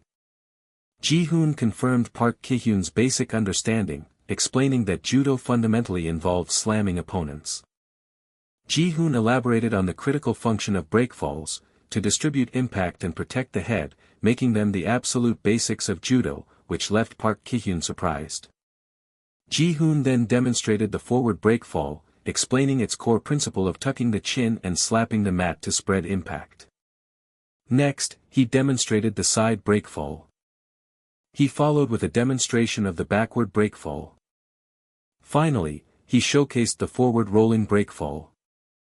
Park Kihyun, surprised by the technique's effectiveness, exclaimed its reduced pain, prompting Ji-hoon to acknowledge his faster-than-expected learning. Park Kihyun enthusiastically praised Ji-hoon's teaching, attributing some success to his own talent, and eagerly pushed to move on to other techniques. Ji-hoon, with a stern gaze, shocked Park Kihyun by instructing him to repeat the technique 1,000 times. Ji-hoon specified 1,000 repetitions for each breakfall type, leaving a surprised and frustrated Park Kihyun arguing he had already memorized them and was ready for more advanced techniques. Ji-hoon firmly stated that talent was irrelevant in their training. He emphasized that regardless of perceived ease, breakfalls were the absolute foundation of judo. Ji-hoon sternly warned Park Kihyun not to mistake a few learned basics for parity with experienced members. He expressed his serious irritation with Park Kihyun's shallow attitude, turning away with a decisive suk, suk. Park Kihyun silently seethed, his jaw clenched in frustration. From the mat, Park Kihyun defiantly shouted his frustration at the daunting 1,000 each requirement. With gritted teeth and fierce determination, Park Kihyun challenged Ji-hoon, demanding assurance of a new technique if he completed the immense task. Ji-hoon, with a stern glance over his shoulder, simply affirmed his agreement. As dusk settled, the gymnasium continued to echo with the rhythmic pong of ongoing training. A student, tired, rested his chin in his hand, the persistent pong, pong, pong of unseen practice filling the air. A student in a cap advised an exhausted Park Kihyun to go home, but Park Kihyun insisted he needed to head back. Park Kihyun, flushed and panting with exhaustion, defiantly dismissed the advice, proclaiming he still had a long way to go. The student scoffed, asserting that completing 4,000 breakfalls in a single day was an impossible feat. Ji-hoon's true intention was revealed, he had assigned the impossible task to crush Park Kihyun's spirit. Park Kihyun, swaying with fatigue, exasperatedly wondered if he was even getting paid for this grueling training. Park Kihyun, gripping his arm in a burst of resolve, thought of nothing but conquering the breakfalls, learning new techniques, and obliterating his peers, fueled by his weariness of being looked down upon. Park Kihyun dismissed the student, who then, puzzled, remarked on Park Kihyun's apparent choice to live life on hard mode. The student, with a casual whatever, left the dojo keys with Park Kihyun, promising to retrieve them tomorrow. Alone in the dim dojo, Park Kihyun continued his relentless breakfall practice, the repeated impacts echoing with persistent pong, pong, pong, pong. Park Kihyun paused his pong as the other student's departure was marked by the distinct dalkak of the door. The student in the cap, looking back over his shoulder, retracted his earlier apology. Park Kihyun admitted his lack of enthusiasm, and the student in the cap questioned if he understood the pathetic nature of their shared situation. Park Kihyun flatly declared the situation both lame and entirely devoid of fun. Outside the dimly lit gymnasium, the memory of his efforts, pong, still resonated within Park Kihyun. His internal thought lingered on the profound truth that none of it was fun at all. A casual thought acknowledged a perfectly executed throw on the screen. Ki Hak-seon, a mischievous grin spreading across his face, anticipated teasing Coach Choi with the video, a crisp click echoing his thought. From behind, Ki Hak-seon grumbled about the punk Taeyang, whom he had repeatedly instructed to lock up properly. Ki Hak-seon fumed about making someone run laps until they dropped, just as Park Kihyun's nervous greeting interrupted him, making the air tense and awkward. A confused question escaped Ki Hak-seon as Park Kihyun simply continued to walk away. Park Kihyun's surprised, was met by Ki Hak-seon's annoyed observation, a subtle, betraying how utterly exhausted he was. Ki Hak-seon lightly dismissed Park Kihyun as a funny one, though Park Kihyun's stiff, shuffling gait and soft cries of "Aa" revealed his deep fatigue. Despite the intense physical exertion that had clearly ravaged his body, Park Kihyun managed a weary peace sign. A visceral "aagh" erupted from an unseen student, complaining about a rough touch. Park Kihyun winced with a physical "paduk," demanding to know how he ended up in such a state, as Kim Subin innocently clarified she hadn't even applied the patch yet. Park Kihyun grimaced, his entire body aching, yet the narration insisted it was nothing, as Kim Subin expressed disbelief at his extreme soreness after only a single day. Jeom Naeun, her voice trembling with concern, asked if Park Kihyun had truly completed all the breakfalls, a shinkung of shock vibrating in the air as he simply affirmed her disbelief. Park Kihyun, with a distressed expression, acknowledged the arduous training, recalling being kicked out late at night only to return, even enduring a security guard's indignant shouts about the hour. Jeom Naeun gasped in awe and extreme concern, warning Park Kihyun that overdoing it could be detrimental and asking if his muscles were truly alright. Park Kihyun cried out in pain, cutting off his "I'm fine," as Kim Subin still hadn't touched him, prompting Jeom Naeun to conclude, with a touch of humor, that he was definitely not okay. With a caring tone, Jeom Naeun advised Park Kihyun to rest, emphasizing that recovery was part of training and offering to speak with the coach on his behalf. Jeom Naeun continued to press her point about faster recovery through rest, and Park Kihyun, with a conflicted expression, conceded internally that she indeed had a valid point. Park Kihyun writhed, a visceral "paduk" of pain accompanying his internal rant about needing to learn techniques fast to wreck everyone, frustrated that his body might give out first, all while struggling with self-justification. Park Kihyun, his expression stern yet thoughtful, continued to internally rationalize that since he had finished all his tasks, a single day off was justifiable. Gong Junam, a subtle rustle of annoyance accompanying her movement, huffed at the racket the others were making. With a stern, no-nonsense demeanor, Gong Junam demanded that they stop yelling and take their patch-applying commotion to the nurse's office. A furious "pajik" emanated from Park Kihyun, the silent snapping of his patience. With a sudden "bielkuk" of resolve, Park Kihyun, arms outstretched, gasped "kiahak" and trembled "hudiel," chastising himself for a moment of complacency. Park Kihyun defiantly proclaimed their Korean identity meant "go fast," and vowed to demonstrate super fast promotion, though the narration noted the recklessness of his mindset. Park Kihyun's expression was a mask of dazed exhaustion, a testament to his relentless determination. The judo club captain engaged in a casual conversation with a student in the bright dojo. A friendly "tack" on the shoulder surprised the student, prompting a small exclamation. Ki Hak-seon teasingly noted Park Kihyun's appearance, causing Park Kihyun to internally register his surprise at not being the first one there. With energetic eagerness, Park Kihyun announced his completion of 4,000 breakfalls, presenting a video as proof and demanding to be taught new techniques immediately. A student exclaimed in disbelief, questioning if he had truly completed 4,000, while Kihyun laughed, calling Park Kihyun insane yet simple and bright. The student calmly advised Park Kihyun to relax and continue at his own pace, hinting that the coach had his own standards and reasons for his methods. Kihyun jovially suggested Park Kihyun turn his brain off, delivering a sharp jack to his head that elicited an exaggerated yell of "OW" from Park Kihyun. Kihyun chuckled at Park Kihyun's pained, annoyed, "Ah, damn," his head throbbing with a soft "paduk" as he was told to go change.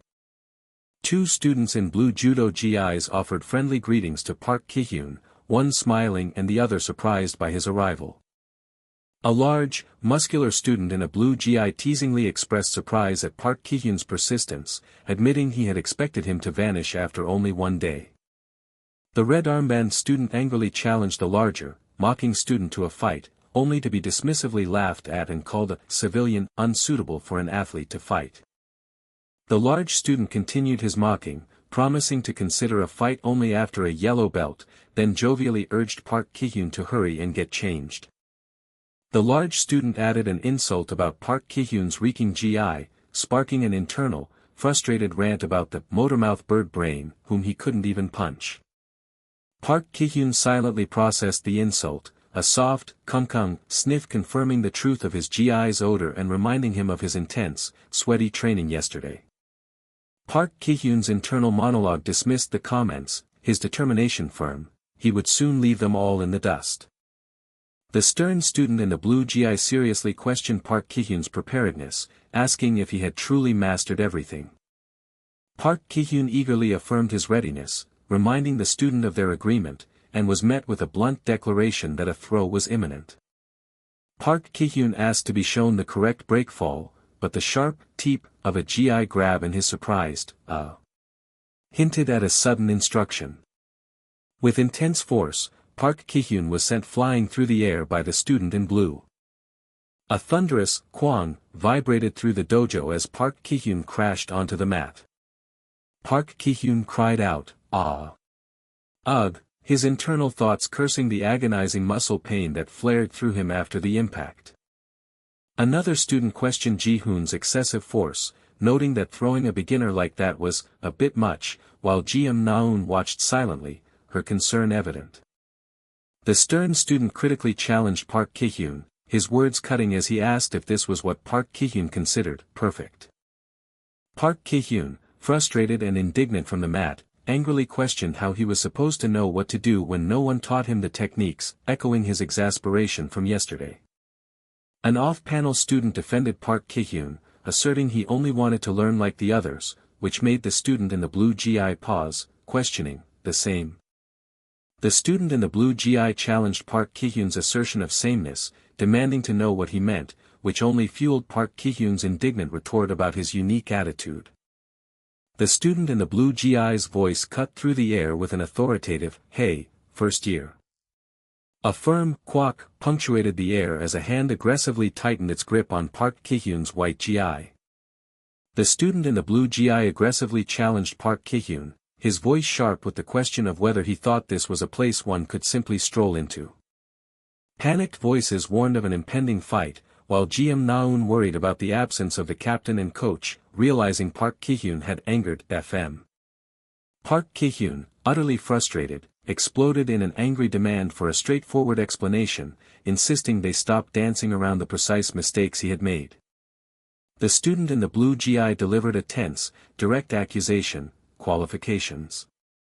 With severe finality, the student in the blue GI asserted that Park Kihyun possessed none. Every single student in the Inhyeon High Judo Club had fiercely fought for their place. In a different scene, two large male students respectfully greeted Coach Choi with a "kubuk" bow.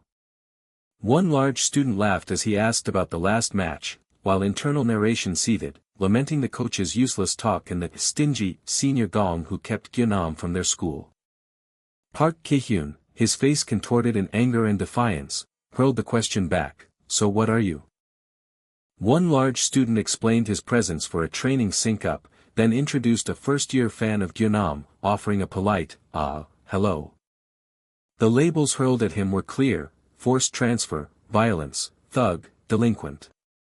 A large student boastfully declared Gyunam special and praised all their hard-working students, while an internal thought dismissively scoffed, tch.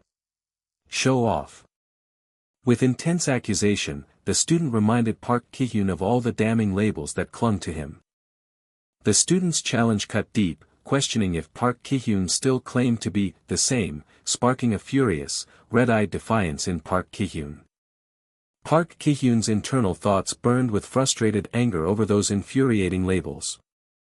The judo club captain's furious yell reverberated through the dojo, demanding to know what they thought they were doing. Park Kihyun winced in annoyed frustration, muttering, "Ah, SSI." As the student in blue pointedly looked away. Ki Haxian's furious shouts demanded to know why they weren't training, but his tirade shifted to a confused, "Huh," as he questioned Gyunam's whereabouts.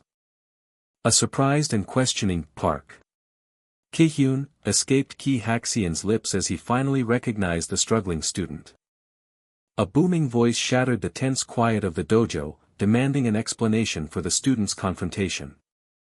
A low, irritated sigh escaped the judo student as the grip on his collar remained. The judo club captain's fury resonated through the dojo, bewildered by the student's apparent disregard for training. Then, a voice broke through the tension, recognizing a name that carried its own complex history, Park Kihyun. The stunned question hung in the air, hinting at an unexpected past connection with Park Kihyun. Park Kihyun offered only a silent, knowing smirk, his thoughts unreadable. The captain approached with renewed intensity, demanding to know the unexpected student's identity. The large male student expressed his annoyance that they knew each other, while a surprised gasp escaped the other. A nervous laugh escaped the student with glasses as he tried to explain, while the large male student steamed with frustration. The large student, strained, attempted to detail the training progress. He elaborated on the specialized training, explaining the nuances of breakfalls and throws, as Park Kihyun looked on in confusion. With a knowing smirk, the larger student praised Ji-hoon's teaching, who in turn smugly agreed that his kids always understood. Park Kihyun, puzzled by the interaction, asked why he was being stared at, then commented on the unexpected lesson. Adjusting his glasses, Park Kihyun questioned their relationship, only to receive a dismissive response. Despite the denial, Park Kihyun acknowledged the recognition and cautioned against any trouble for the club. A frustrated roar erupted from the student, an angry mark simmering above his head. A playful slap echoed through the dojo, eliciting a sharp cry of pain from the student in white gi as Park Kihyun observed. The student in pain demanded he stop, but the other simply smiled, claiming an emotional ache in return. The judo club captain praised the student's guidance, then unexpectedly assigned Park Kihyun to supervise training, which he accepted with a thoughtful hum. The captain's chibi form gleefully declared the student would observe due to his intense 4,000 breakfall training, much to the chibi student's dismay. Disbelief rippled through the onlookers at the mention of 4,000 breakfalls, while the large male student beamed with pride at the new recruit's persistence. The captain laughed, telling the student to observe, and the other student mockingly repeated the order. The captain gently ordered the student to rest, to watch others for his training, causing him deep embarrassment. The rhythmic sounds of practice filled the dojo, as bodies moved with swift determination across the mats. On the sidelines, the student sat awkwardly, the air heavy with his discomfort. The white GI student declared the other as hard to ignore, who in turn expressed surprise at their meeting. With a stern expression, the white GI student stated he had no recollection of the other, despite the familiarity. The blue GI student offered a broad, slightly embarrassed smile, explaining their brief past connection. While the blue GI student happily noted the other's well-being, the white GI student, increasingly annoyed, demanded his identity, finding the familiarity unsettling. The white GI student's irritation grew as the other revealed they were once classmates at Chongun High. The male student remained silent, a faint smile playing on his lips, shrouded in shadow. A sudden shift in mood overcame the blue GI student. From behind, in the harsh classroom light, the blue GI student began to speak, calling his words an excuse. He confessed the deep regret many felt for not supporting the other student in the past. A pained expression settled on his face, reflecting the weight of past inaction. He admitted he was among those who had failed to act. The memory of past fear twisted his expression, reliving the intimidation that had held him back. His lips formed a line of resignation, revealing his powerlessness to do anything at the time. He expressed deep regret for merely watching and his profound shock at the other's solitary resilience. The white GI student, annoyed, demanded an end to the somber reflections, wishing to let the past remain buried. Dismissing the past, the white GI student told him to let it go, while the other apologized for his former weakness. The blue GI student questioned the white GI student's transfer, only to learn it was due to his parents' new jobs. He wondered how the other found himself drawn to judo, especially to a club at High, given their shared past. A shiver of shock ran down the white GI student's spine, realizing he was in the same club as Gong Junam. A chibi thought bubbled up, revering the family name. He agonized internally over the true, embarrassing reason he joined judo, questioning if it just looked cool. The blue GI student laughed, admitting his own recent start in judo. The white GI student expressed deep frustration and surprise at the other's seemingly effortless entry into a prestigious judo school, a stark contrast to his own struggles. The blue GI student called out to Ch1, signaling their departure, to which the white GI student responded. The blue GI student turned back, recalling something important he wished to say. He expressed gratitude for the white GI student's past intervention. He explained that the white GI student's actions had dramatically inspired him to pursue martial arts and aspire to make a difference.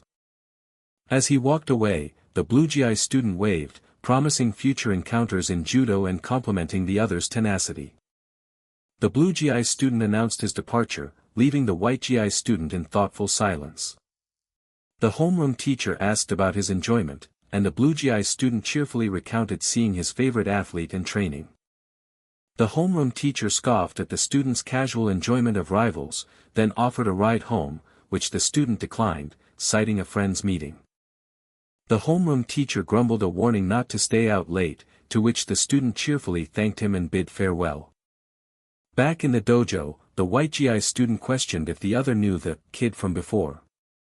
The white GI student scolded him for chatting instead of training, and the sitting student explained it was an old schoolmate. The blue GI student, with a smirk, pointed out the contradiction in the white GI student's previous claim of not knowing the person. The white GI student paused, an annoyed expression on his face, searching for a response. For once you truly know someone, they inevitably become a friend.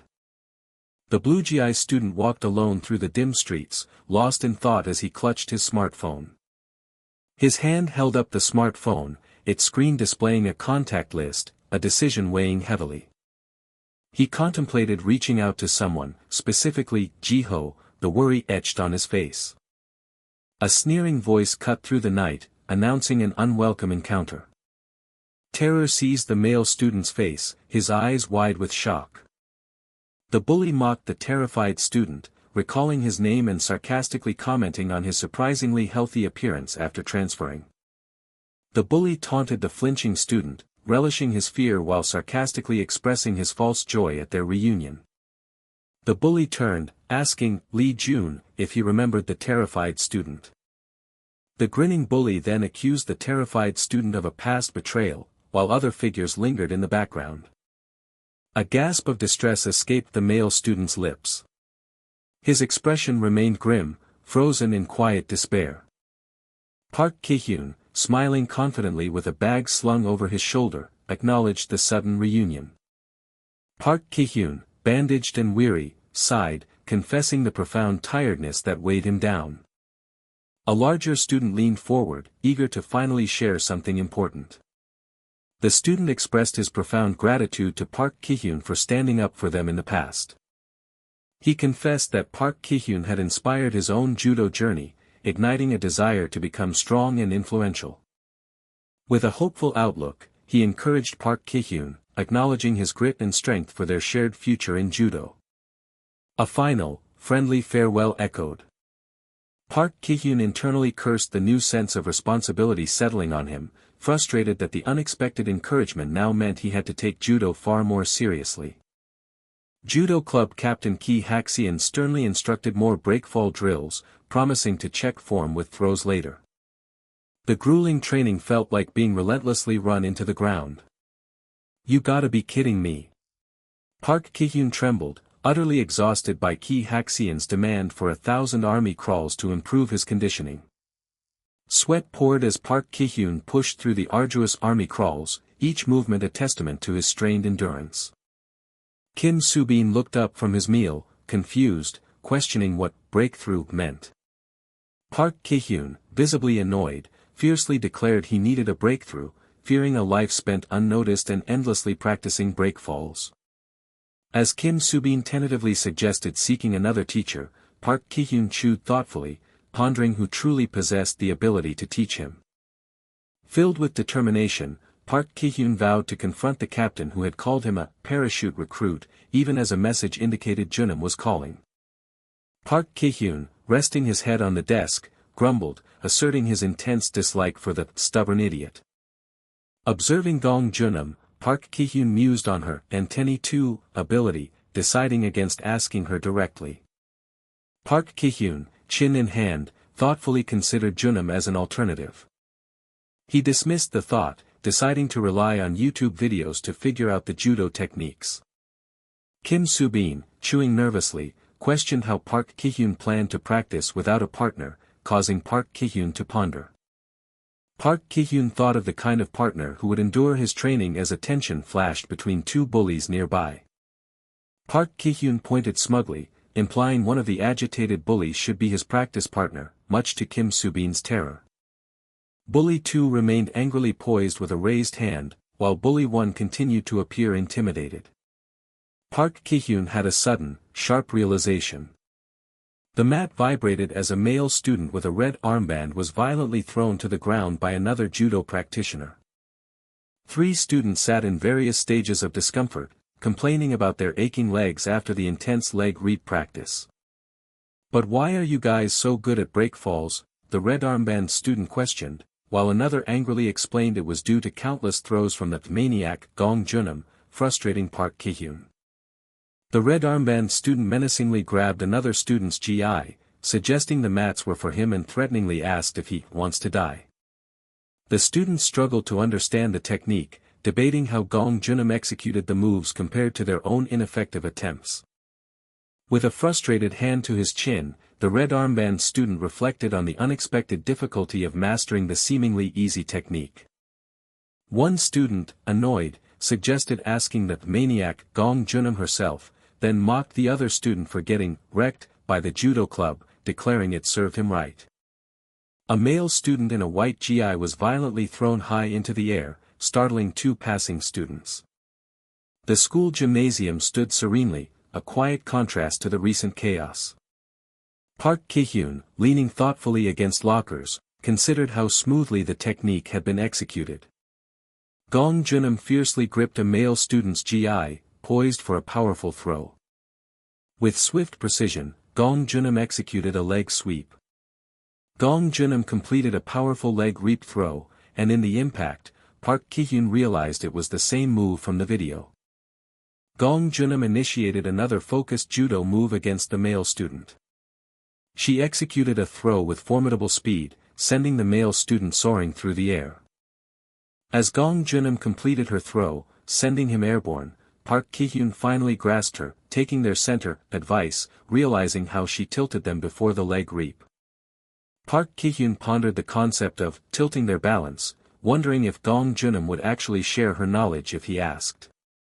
Judo club captain Ki Haxian sternly reprimanded Park Kihyun for zoning out during training.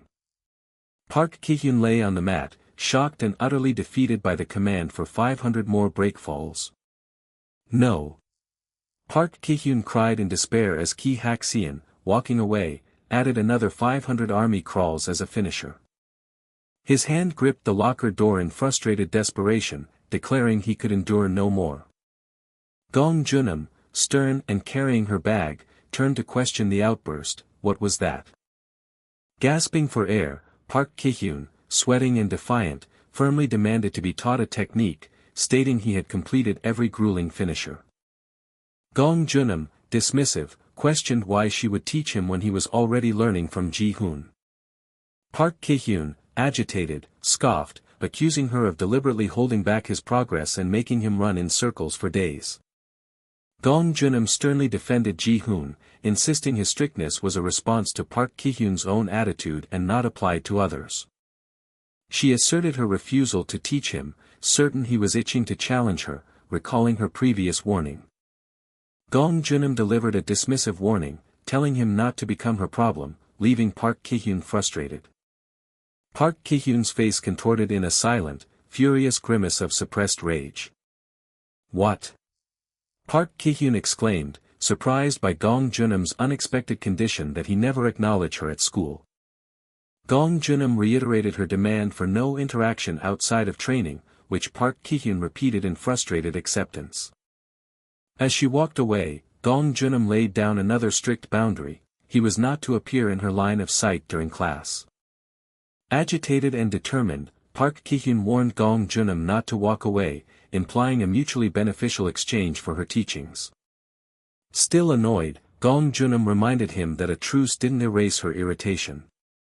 Park Kihyun, a smug smile spreading across his face, confidently offered a deal. Gong Junam paused, considering his proposition with an annoyed expression. She let out an exasperated sigh, covering her face. With a decisive motion, Gong Junam looked up, her expression determined, and agreed to the deal. The large male student contemplated the strange peace that had settled over the classroom, a stark contrast to his expectation of walking on thin ice with the transfer student in Gong Junam's presence. Yet, the unexpected serenity of the cafeteria left him profoundly impressed, a quiet irony in the wake of such turbulent characters. "Isn't this huge progress?" the surprised student wondered, shocked by their newfound mutual avoidance, but the large male student dismissed his naivety, hinting at a far different truth about the two. Amidst chuckles, he dramatically revealed the swirling rumor that the two were already dating, sparking an incredulous, panicked "what?" from a nearby student. He then added a secretive detail, recalling seeing them together late at night, under the cover of darkness. The dramatic truth, he claimed, was a clandestine rendezvous, the two meeting secretly within the gym's late-night shadows. A panicked female student then gasped with a blushing realization: the judo club recruitment must have been driven by pure affection for Junam, pondering if this was the essence of first love. The large male student affirmed their conclusions, poised to unveil the true nature of the transfer student. With a dramatic pronouncement, he declared the transfer student a hardcore enemies to lovers, romantic, his words punctuated by the visceral impact of a clenched fist. A sudden startled sound, a sharp snap, caused the students to flinch in unison. The judo club captain, Ki Hak-seon, angrily demanded if Park Ji-hyun wanted to die for splashing soup everywhere, only for Park Ji-hyun to casually declare he was full, despite having just sat down, much to Ki Hak-seon's disbelief. Park Ji-hyun then reiterated his nonchalant departure, stating he was done eating, leaving a white-shirt student utterly confused and calling out after him. "Ch1," came the furious, off-panel shout. The white-shirt student seethed with an intense, visible annoyance, his face a mask of silent rage. "That idiot!" The white-shirt student fumed internally. Gong Junam's voice resonated with authority, stating that her teaching came with specific conditions. With an unyielding gaze and crossed arms, Gong Junam declared her first condition. Her training, she dictated, would only occur during personal practice, strictly after the judo club's group session had concluded. An off-panel voice echoed gratitude, "Thank you, coach," as dusk settled over the judo hall, signifying the agreement had been made. "What's up with him?" a student inquired, as another explained Ji-hoon had subjected the exhausted judo practitioner to extra circuit training due to low stamina, the rigorous, no-break exercise having finally claimed him with a heavy thud.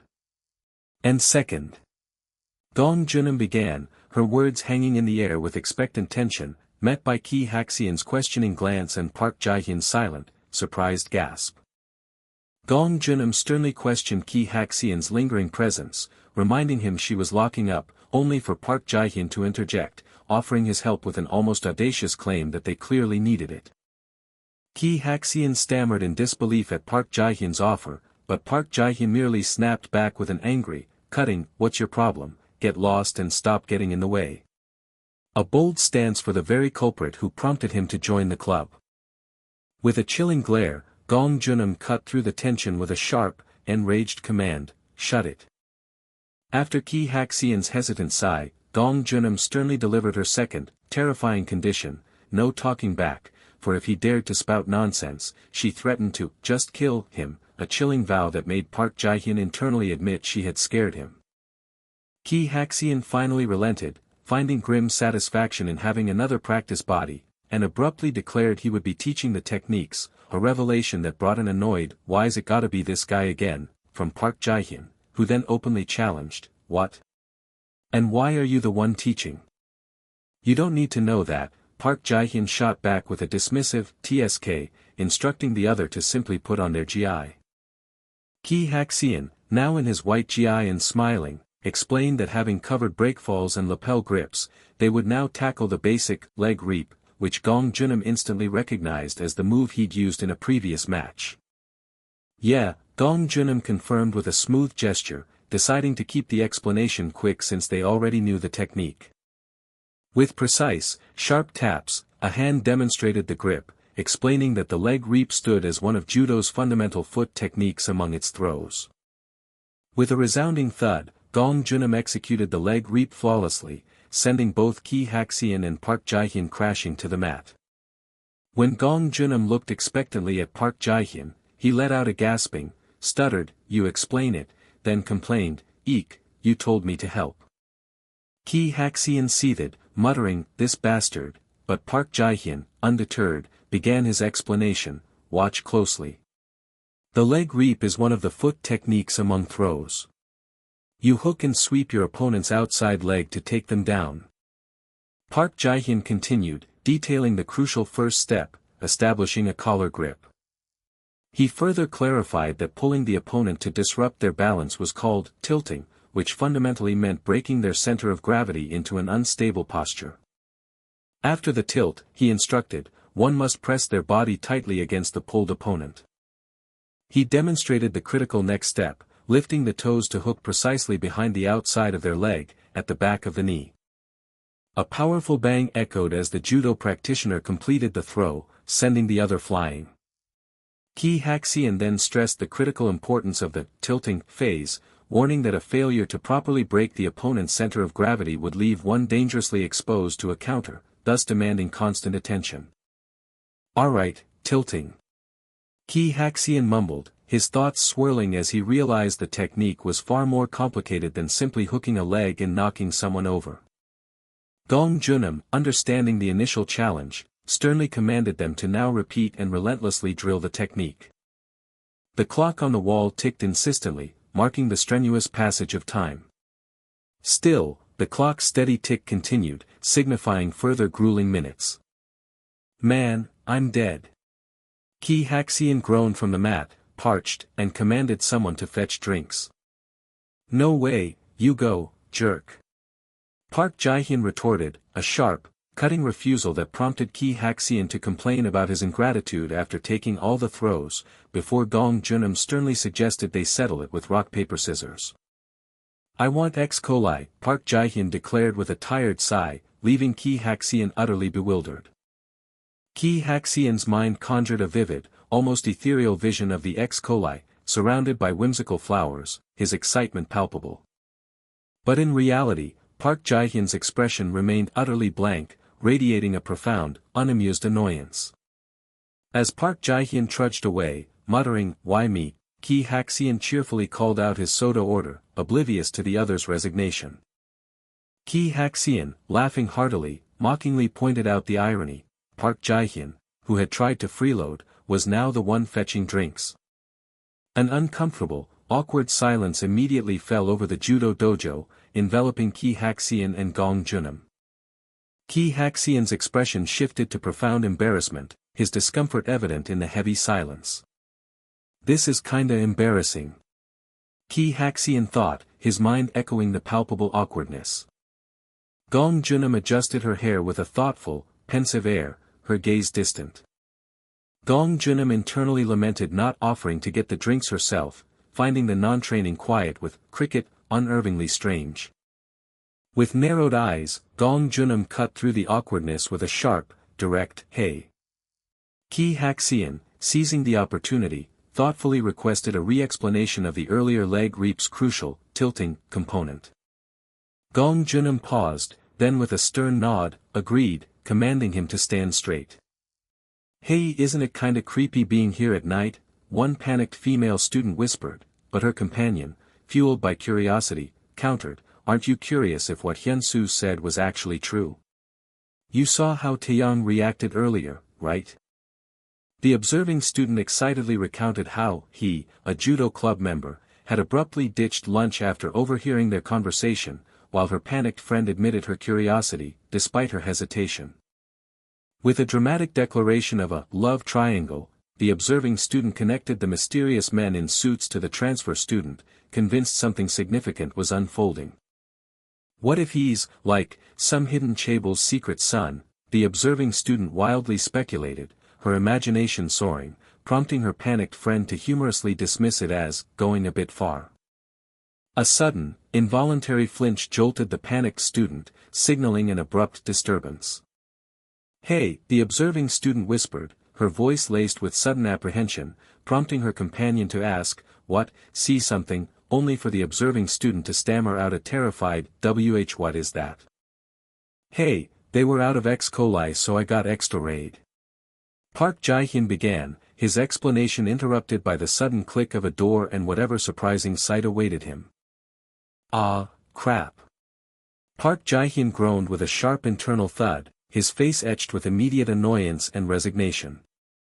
An off-panel student gasped, "They really are dating," as another bewildered voice questioned, "And what's this supposed to be?" all in response to Gong Junam's commanding position over an annoyed Kihyun on the mat. Park Jae-hyun, caught mid-tackle, cried out in sudden pain, demanding to know why Gong Junam had suddenly attacked him when he'd only asked for a lesson. Her initial rage evaporated into a bewildered whisper of "ahead," leaving Park Jae-hyun utterly confused by the abrupt change. Gong Junam's gaze slid to a specific spot on the mat, a subtle suk accompanying her hushed, disoriented claim of something over there. As the technical explanation of a judo throw detailed the precise push and pull, Gong Junam remained fixated, insisting that she had seen a head there. Park Jae-hyun tried to dismiss the incident as a momentary lapse, claiming he had freaked out and stepped in wrong, but Gong Junam questioned his sanity, demanding an explanation for his talk of a head. Gong Junam, dismissive, suggested he was seeing ghosts as she peered out, unaware a mischievous chibi figure outside mocked her as a scared little punk. Park Jae-hyun winced, a sharp pack of pain echoing through his back as he lamented the inexplicable strength of his opponent, fearing his spine might snap. "OW," cried the male student in the blue judo gi, walking away in pain, his voice sharp as he warned whoever had pounced on him to back off. The tired student angrily demanded if they were blind, for he was the one who had been jumped, as a smiling student mockingly offered Park Jae-hyun a drink with a cheerful dehet and a bitter wish to drop dead. Gong Junam glared at the drink, enraged that it had been shook to death, while a realization choke clicked into place. The author of this chaos seemed to embody pure malice. Despite everything, Gong Junam remained fiercely insistent, "I swear, there was a head there." A cold sense of foreboding settled in, a truly bad feeling about the unfolding events. The next day dawned, calm and unassuming, yet the feeling lingered. Usually, when such a profound bad feeling arose, it proved to be undeniably accurate. A male student, laughing heartily, bluntly asked the question that would spark immediate chaos, "You two dating?" Their combined fury erupted in an explosive, synchronized denial, utterly rejecting the bullshit nonsense of the suggestion. Indeed, the bad feeling had proven itself pretty on point. With an challenge, the male student smirked, relishing in the full-blown school rumor of the judo empress in love with some Chaeble's secret son.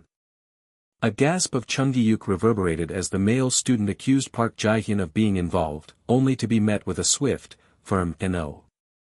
Park Jae-hyun, overwhelmed with exasperation, sighed deeply, questioning why someone would bother coming all this way just to spread such utter crap. Ki Hak-seon, the judo club captain, jovially explained his presence, claiming a need to stay informed and avoid potential trouble for himself if the rumors persisted.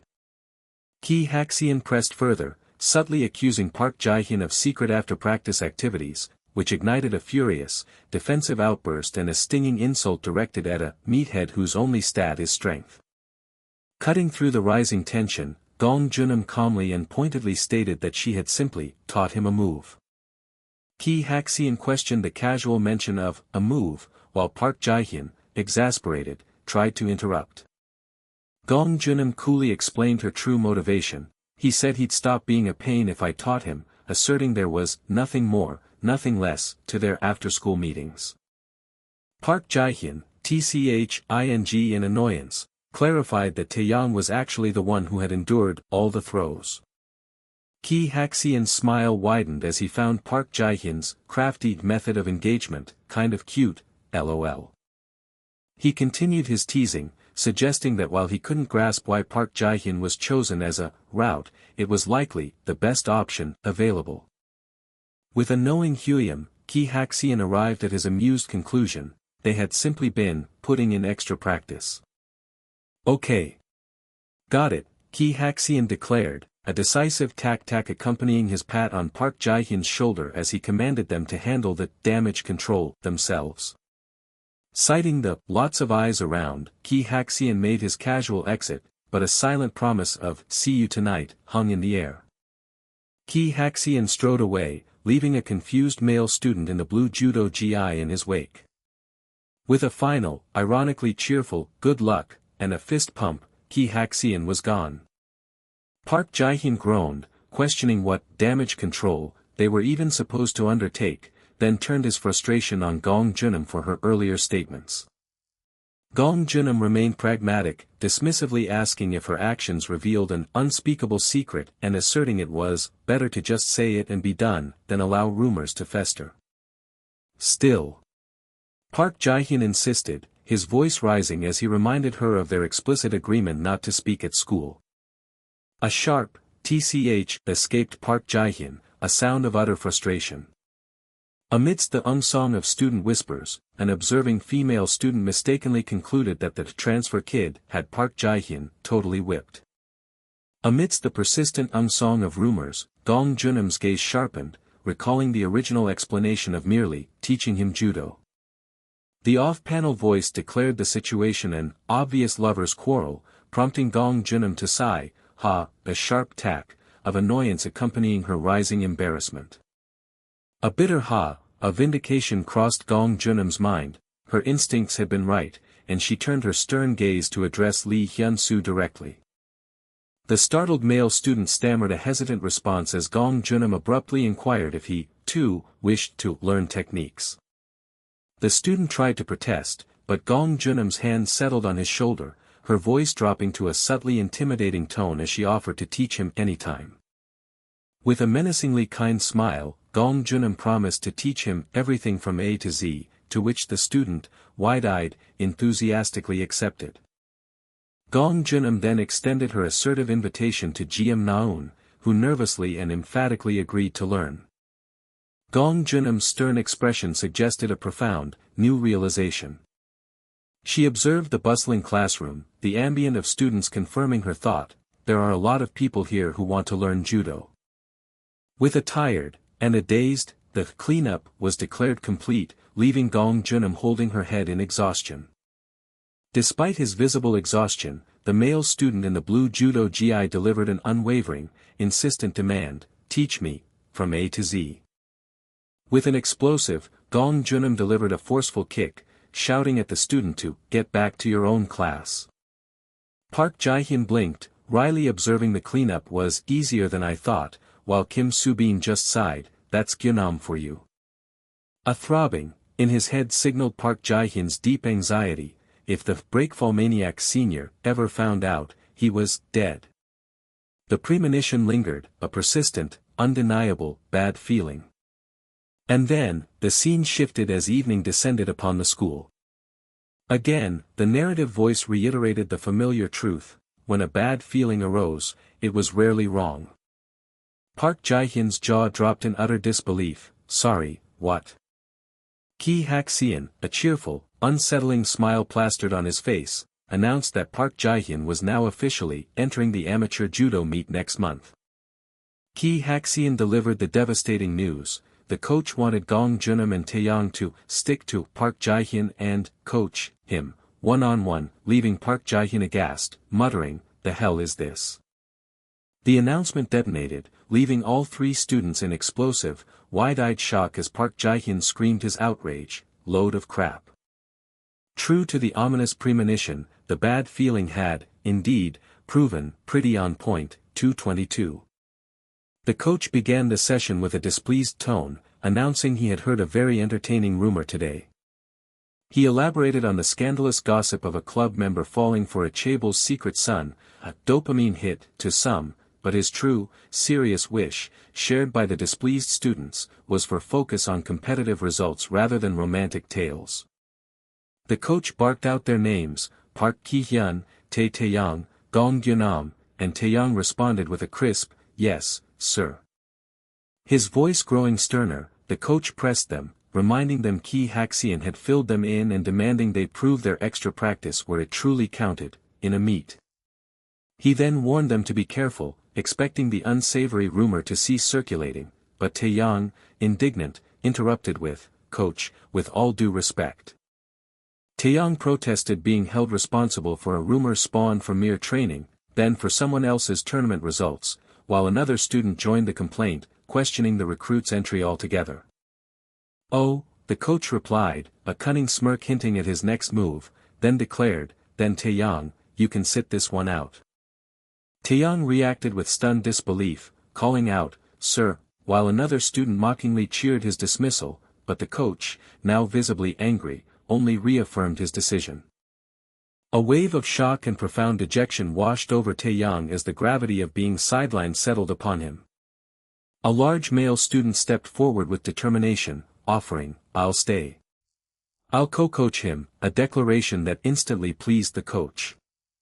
The coach's ironic thought, "Ahaha, this year's first years really have such wonderful teamwork," was met with unified, silent displeasure from Gong Junam, Taeyang, and the complaining student.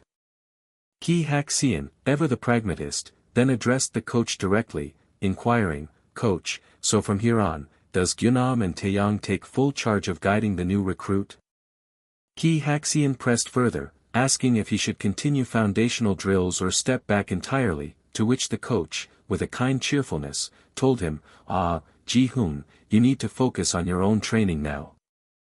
The coach praised Ki Hak-seon's hard work in coaching over the past few days, and Ki Hak-seon, relieved, expressed his gratitude. Ki Hak-seon then added, with serious intent, that he was raising a concern out of genuine care. He articulated a significant risk, both to the Inhyeon High Judo Club's reputation and to the student himself, in sending a beginner unable to execute proper techniques directly into competition, emphasizing his concern was not defiance. The coach acknowledged, "You're not wrong, Ji-hoon," but explained his philosophy, stating that if he only sent out fully ready students, they would spend their whole lives merely practicing. He argued that match instincts could not be built through training alone and required direct experience, even if it meant getting thrown around, while Yi Si-hyun, frustrated and angry, privately railed that nobody had asked if he wanted to enter, nor why decisions were made for him, concluding that they would adjust the training along the way. The coach then turned to Gong Junam, singling her out and asking, "You can handle this, right?" Gong Junam, unwavering, declared her commitment, "I'm not sure exactly what level you're aiming for, but I'll make sure he places." Ki Hak-seon paused thoughtfully, then conceded, "You're right that he needs match experience." Yet, Ki Hak-seon expressed deep concern that a beginner going straight into live competition without solid fundamentals would likely cement bad habits, not to mention the inherent injury risk. Taeyang, with urgent determination, addressed Ki Hak-seon, Sr. Ki Hak-seon listened with a stern and focused gaze. Taeyang challenged him directly, his indignation palpable. Don't you trust me? Ki Haxian clarified, explaining it was not about trust but about long-term risk and variables. The coach jovially intervened, acknowledging, like you said, Ji-hoon, yes, there are risks and variables. No denying that. But then the coach stated the decision was made, reasoning that Park Kihyun was not the type to quietly grind fundamentals anyway, and sometimes a goal worked better than anything else, leaving an angry Yi Si-hyun struggling to interject, okay, but... Yi Si-hyun's frustrated thoughts raged internally. He had never agreed to enter, so why was everyone deciding things without him? It was ridiculous. The coach dismissed Yi Si-hyun's potential refusal with a bored, so you're not entering? Boring, which immediately provoked Yi Si-hyun's furious outburst, God, you are so infuriating. Recognizing the manipulative tactic, Yi Si-hyun, though angry, declared with resolve that he wouldn't be shoved or dragged along against his will, stating, if I enter on my own terms. With a grudging sigh, Yi Si-hyun reluctantly agreed, anyway, it's just a dumb little meat. I'll enter, then demanded, so just teach me the techniques properly. A resounding kung erupted as the coach, furious, bellowed, what do you mean, dumb little meat, directly at Yi Si-hyun. Yi Si-hyun, now pleased, demonstrated the one-arm shoulder throw, remarking to Gong Junam and Taeyang, look at that snap. He confidently instructed them to memorize all basic techniques due to their tight schedule, then paused, a new question forming in his mind. A student with a backpack observed two judo practitioners in the distance, one mid-throw, showcasing the active training environment. Park Kihyun then directly challenged someone, asking with confusion, why, still don't trust me? Ki Haxian clarified his principled stance. He was not contesting the coach's decision but believed in the right order and standard for things. The coach smiled knowingly and offered to explain his true reason for bringing Park Kihyun in. He revealed, with significant weight, that Park Kihyun was a variable. Park Kihyun, bewildered and a little unsettled, questioned the coach, what do you mean? Chaos erupted as Taeyang argued that since Park Kihyun showed up, he had started moving again, while Yi Si-hyun loudly questioned the point of left-handed judo if one was right-handed, boasting about boxing, until an enraged Gong Junam finally screamed at both of them to shut up. Meanwhile, Gong Junam had also been slowly opening up more with the others. The coach asked if it wasn't kind of nice having a little more life around, prompting Ki Haxian to adjust his glasses thoughtfully and question, so you're saying we carry the risk anyway? The coach responded with a cheerful, high risk, high return. LOL, then persuasively added, well, maybe so, but I still think it's worth the bet. He then implied Ki Haxian had overlooked something, piquing his curiosity. Dusk settled over the quiet, urban street, casting a calm ambience as lights began to flicker on in the multi-story buildings. In a narrow, dimly lit alleyway, a student leaned against a brick wall, lost in quiet introspection. His thoughtful profile was highlighted by the subtle, dramatic lighting, emphasizing his serious contemplation. A stark narration revealed the shocking truth: if he did not place at the meet, he would leave the club. Ki Haxian exclaimed, what, in shock, as the coach, with a knowing smile, explained that Ki Haxian himself had spoken of standards, and Park Kihyun had simply set his own standard to earn his place. Ki Haxian's gaze remained pensive, reflecting the profound depth of his thoughts. In a soft, wise tone, the coach gently told Ji-hoon that he tended to only see people in their finished state, yet everyone, including themselves, possessed at least one peculiar flaw. The coach prompted him, right, and Ji-hoon's thoughts spiraled introspectively, questioning, I only see people in their finished state. Ji-hoon continued his internal debate, asserting he didn't pursue perfection for its own sake, but rather believed a verified standard had a lower failure rate than an unpredictable variable. Yet, a new analytical thought struck him: if variables existed in everyone, then it wasn't an exception but rather a baseline. His revelation concluded that what truly mattered was not the existence of a variable, but how one managed it. Ji-hoon then had a sudden, profound realization about the first-year student: then this first year too, if he's a controllable variable, oh.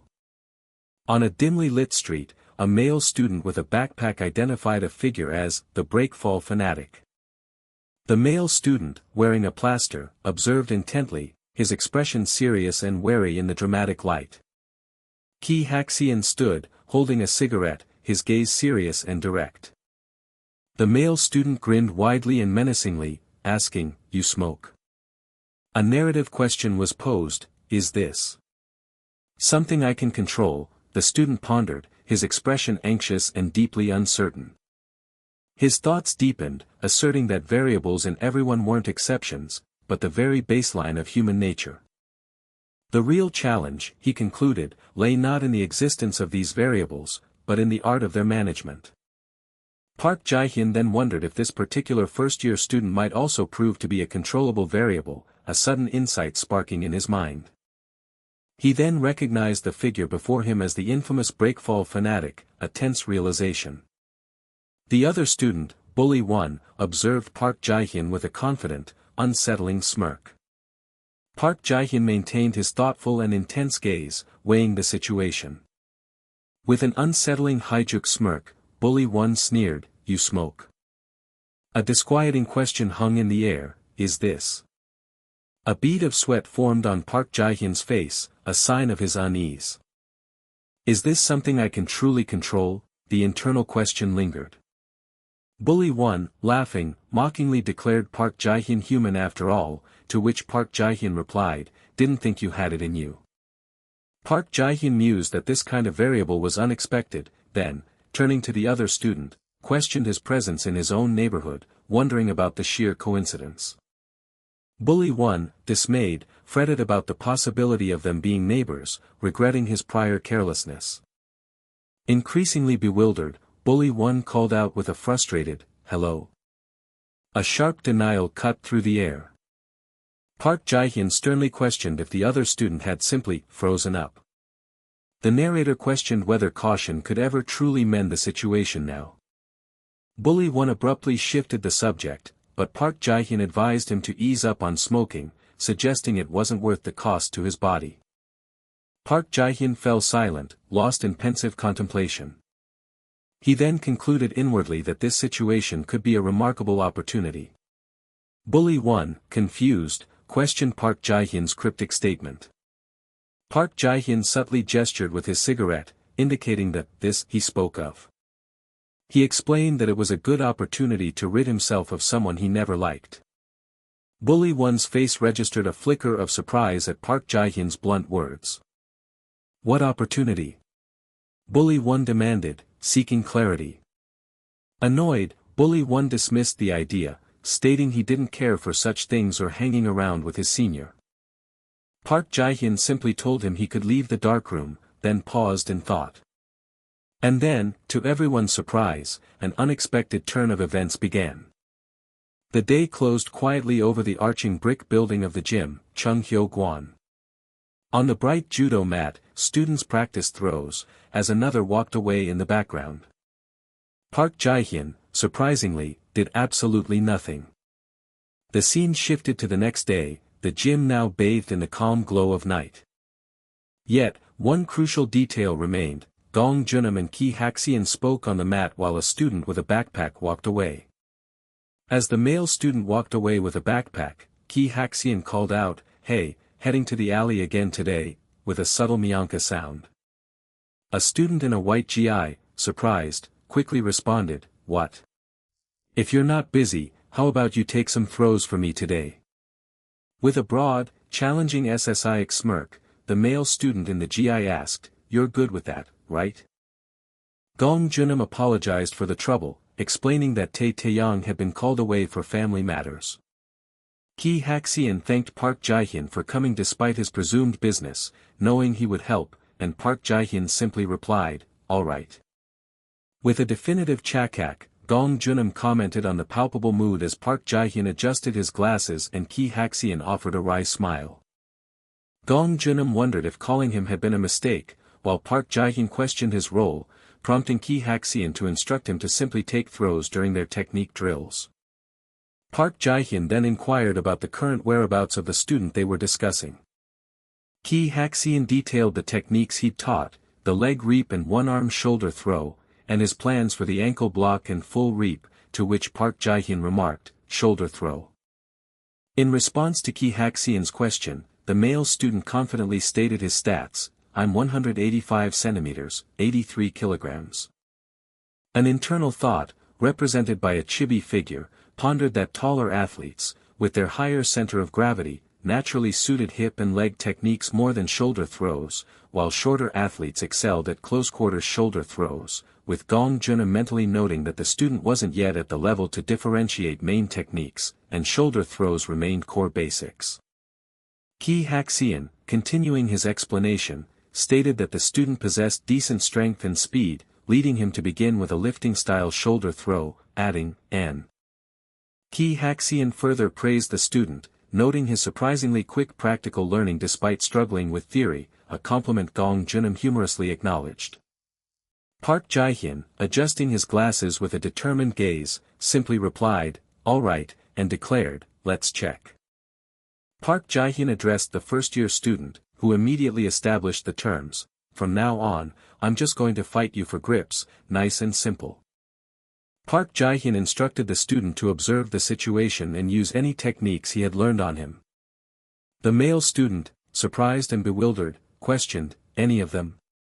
Out of nowhere. Park Jae-hyun confirmed his instruction with a concise, serious, "Yeah." The male student pondered his next move, a worried, "What do I do?" echoing in his mind. As they gripped each other, the first-year student noted the tactical shift, realizing Park Jae-hyun was left-handed, unlike his previous opponent, and therefore presented an opposite challenge. Park Jae-hyun urged him to engage, saying, "What's wrong, grab for the lapel or try a throw, something," while the student inwardly grumbled, "Like I don't know that." The student internally debated attempting a leg reap, but perceived Park Jae-hyun's leg as too distant to reach effectively. A desperate internal query surfaced, "What do I do?" With a decisive "Teo B," the student determinedly grabbed Park Jae-hyun's GI, acting for now.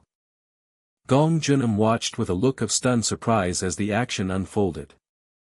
As the student gripped Park Jae-hyun, a rapid tilt signaled a shift in balance.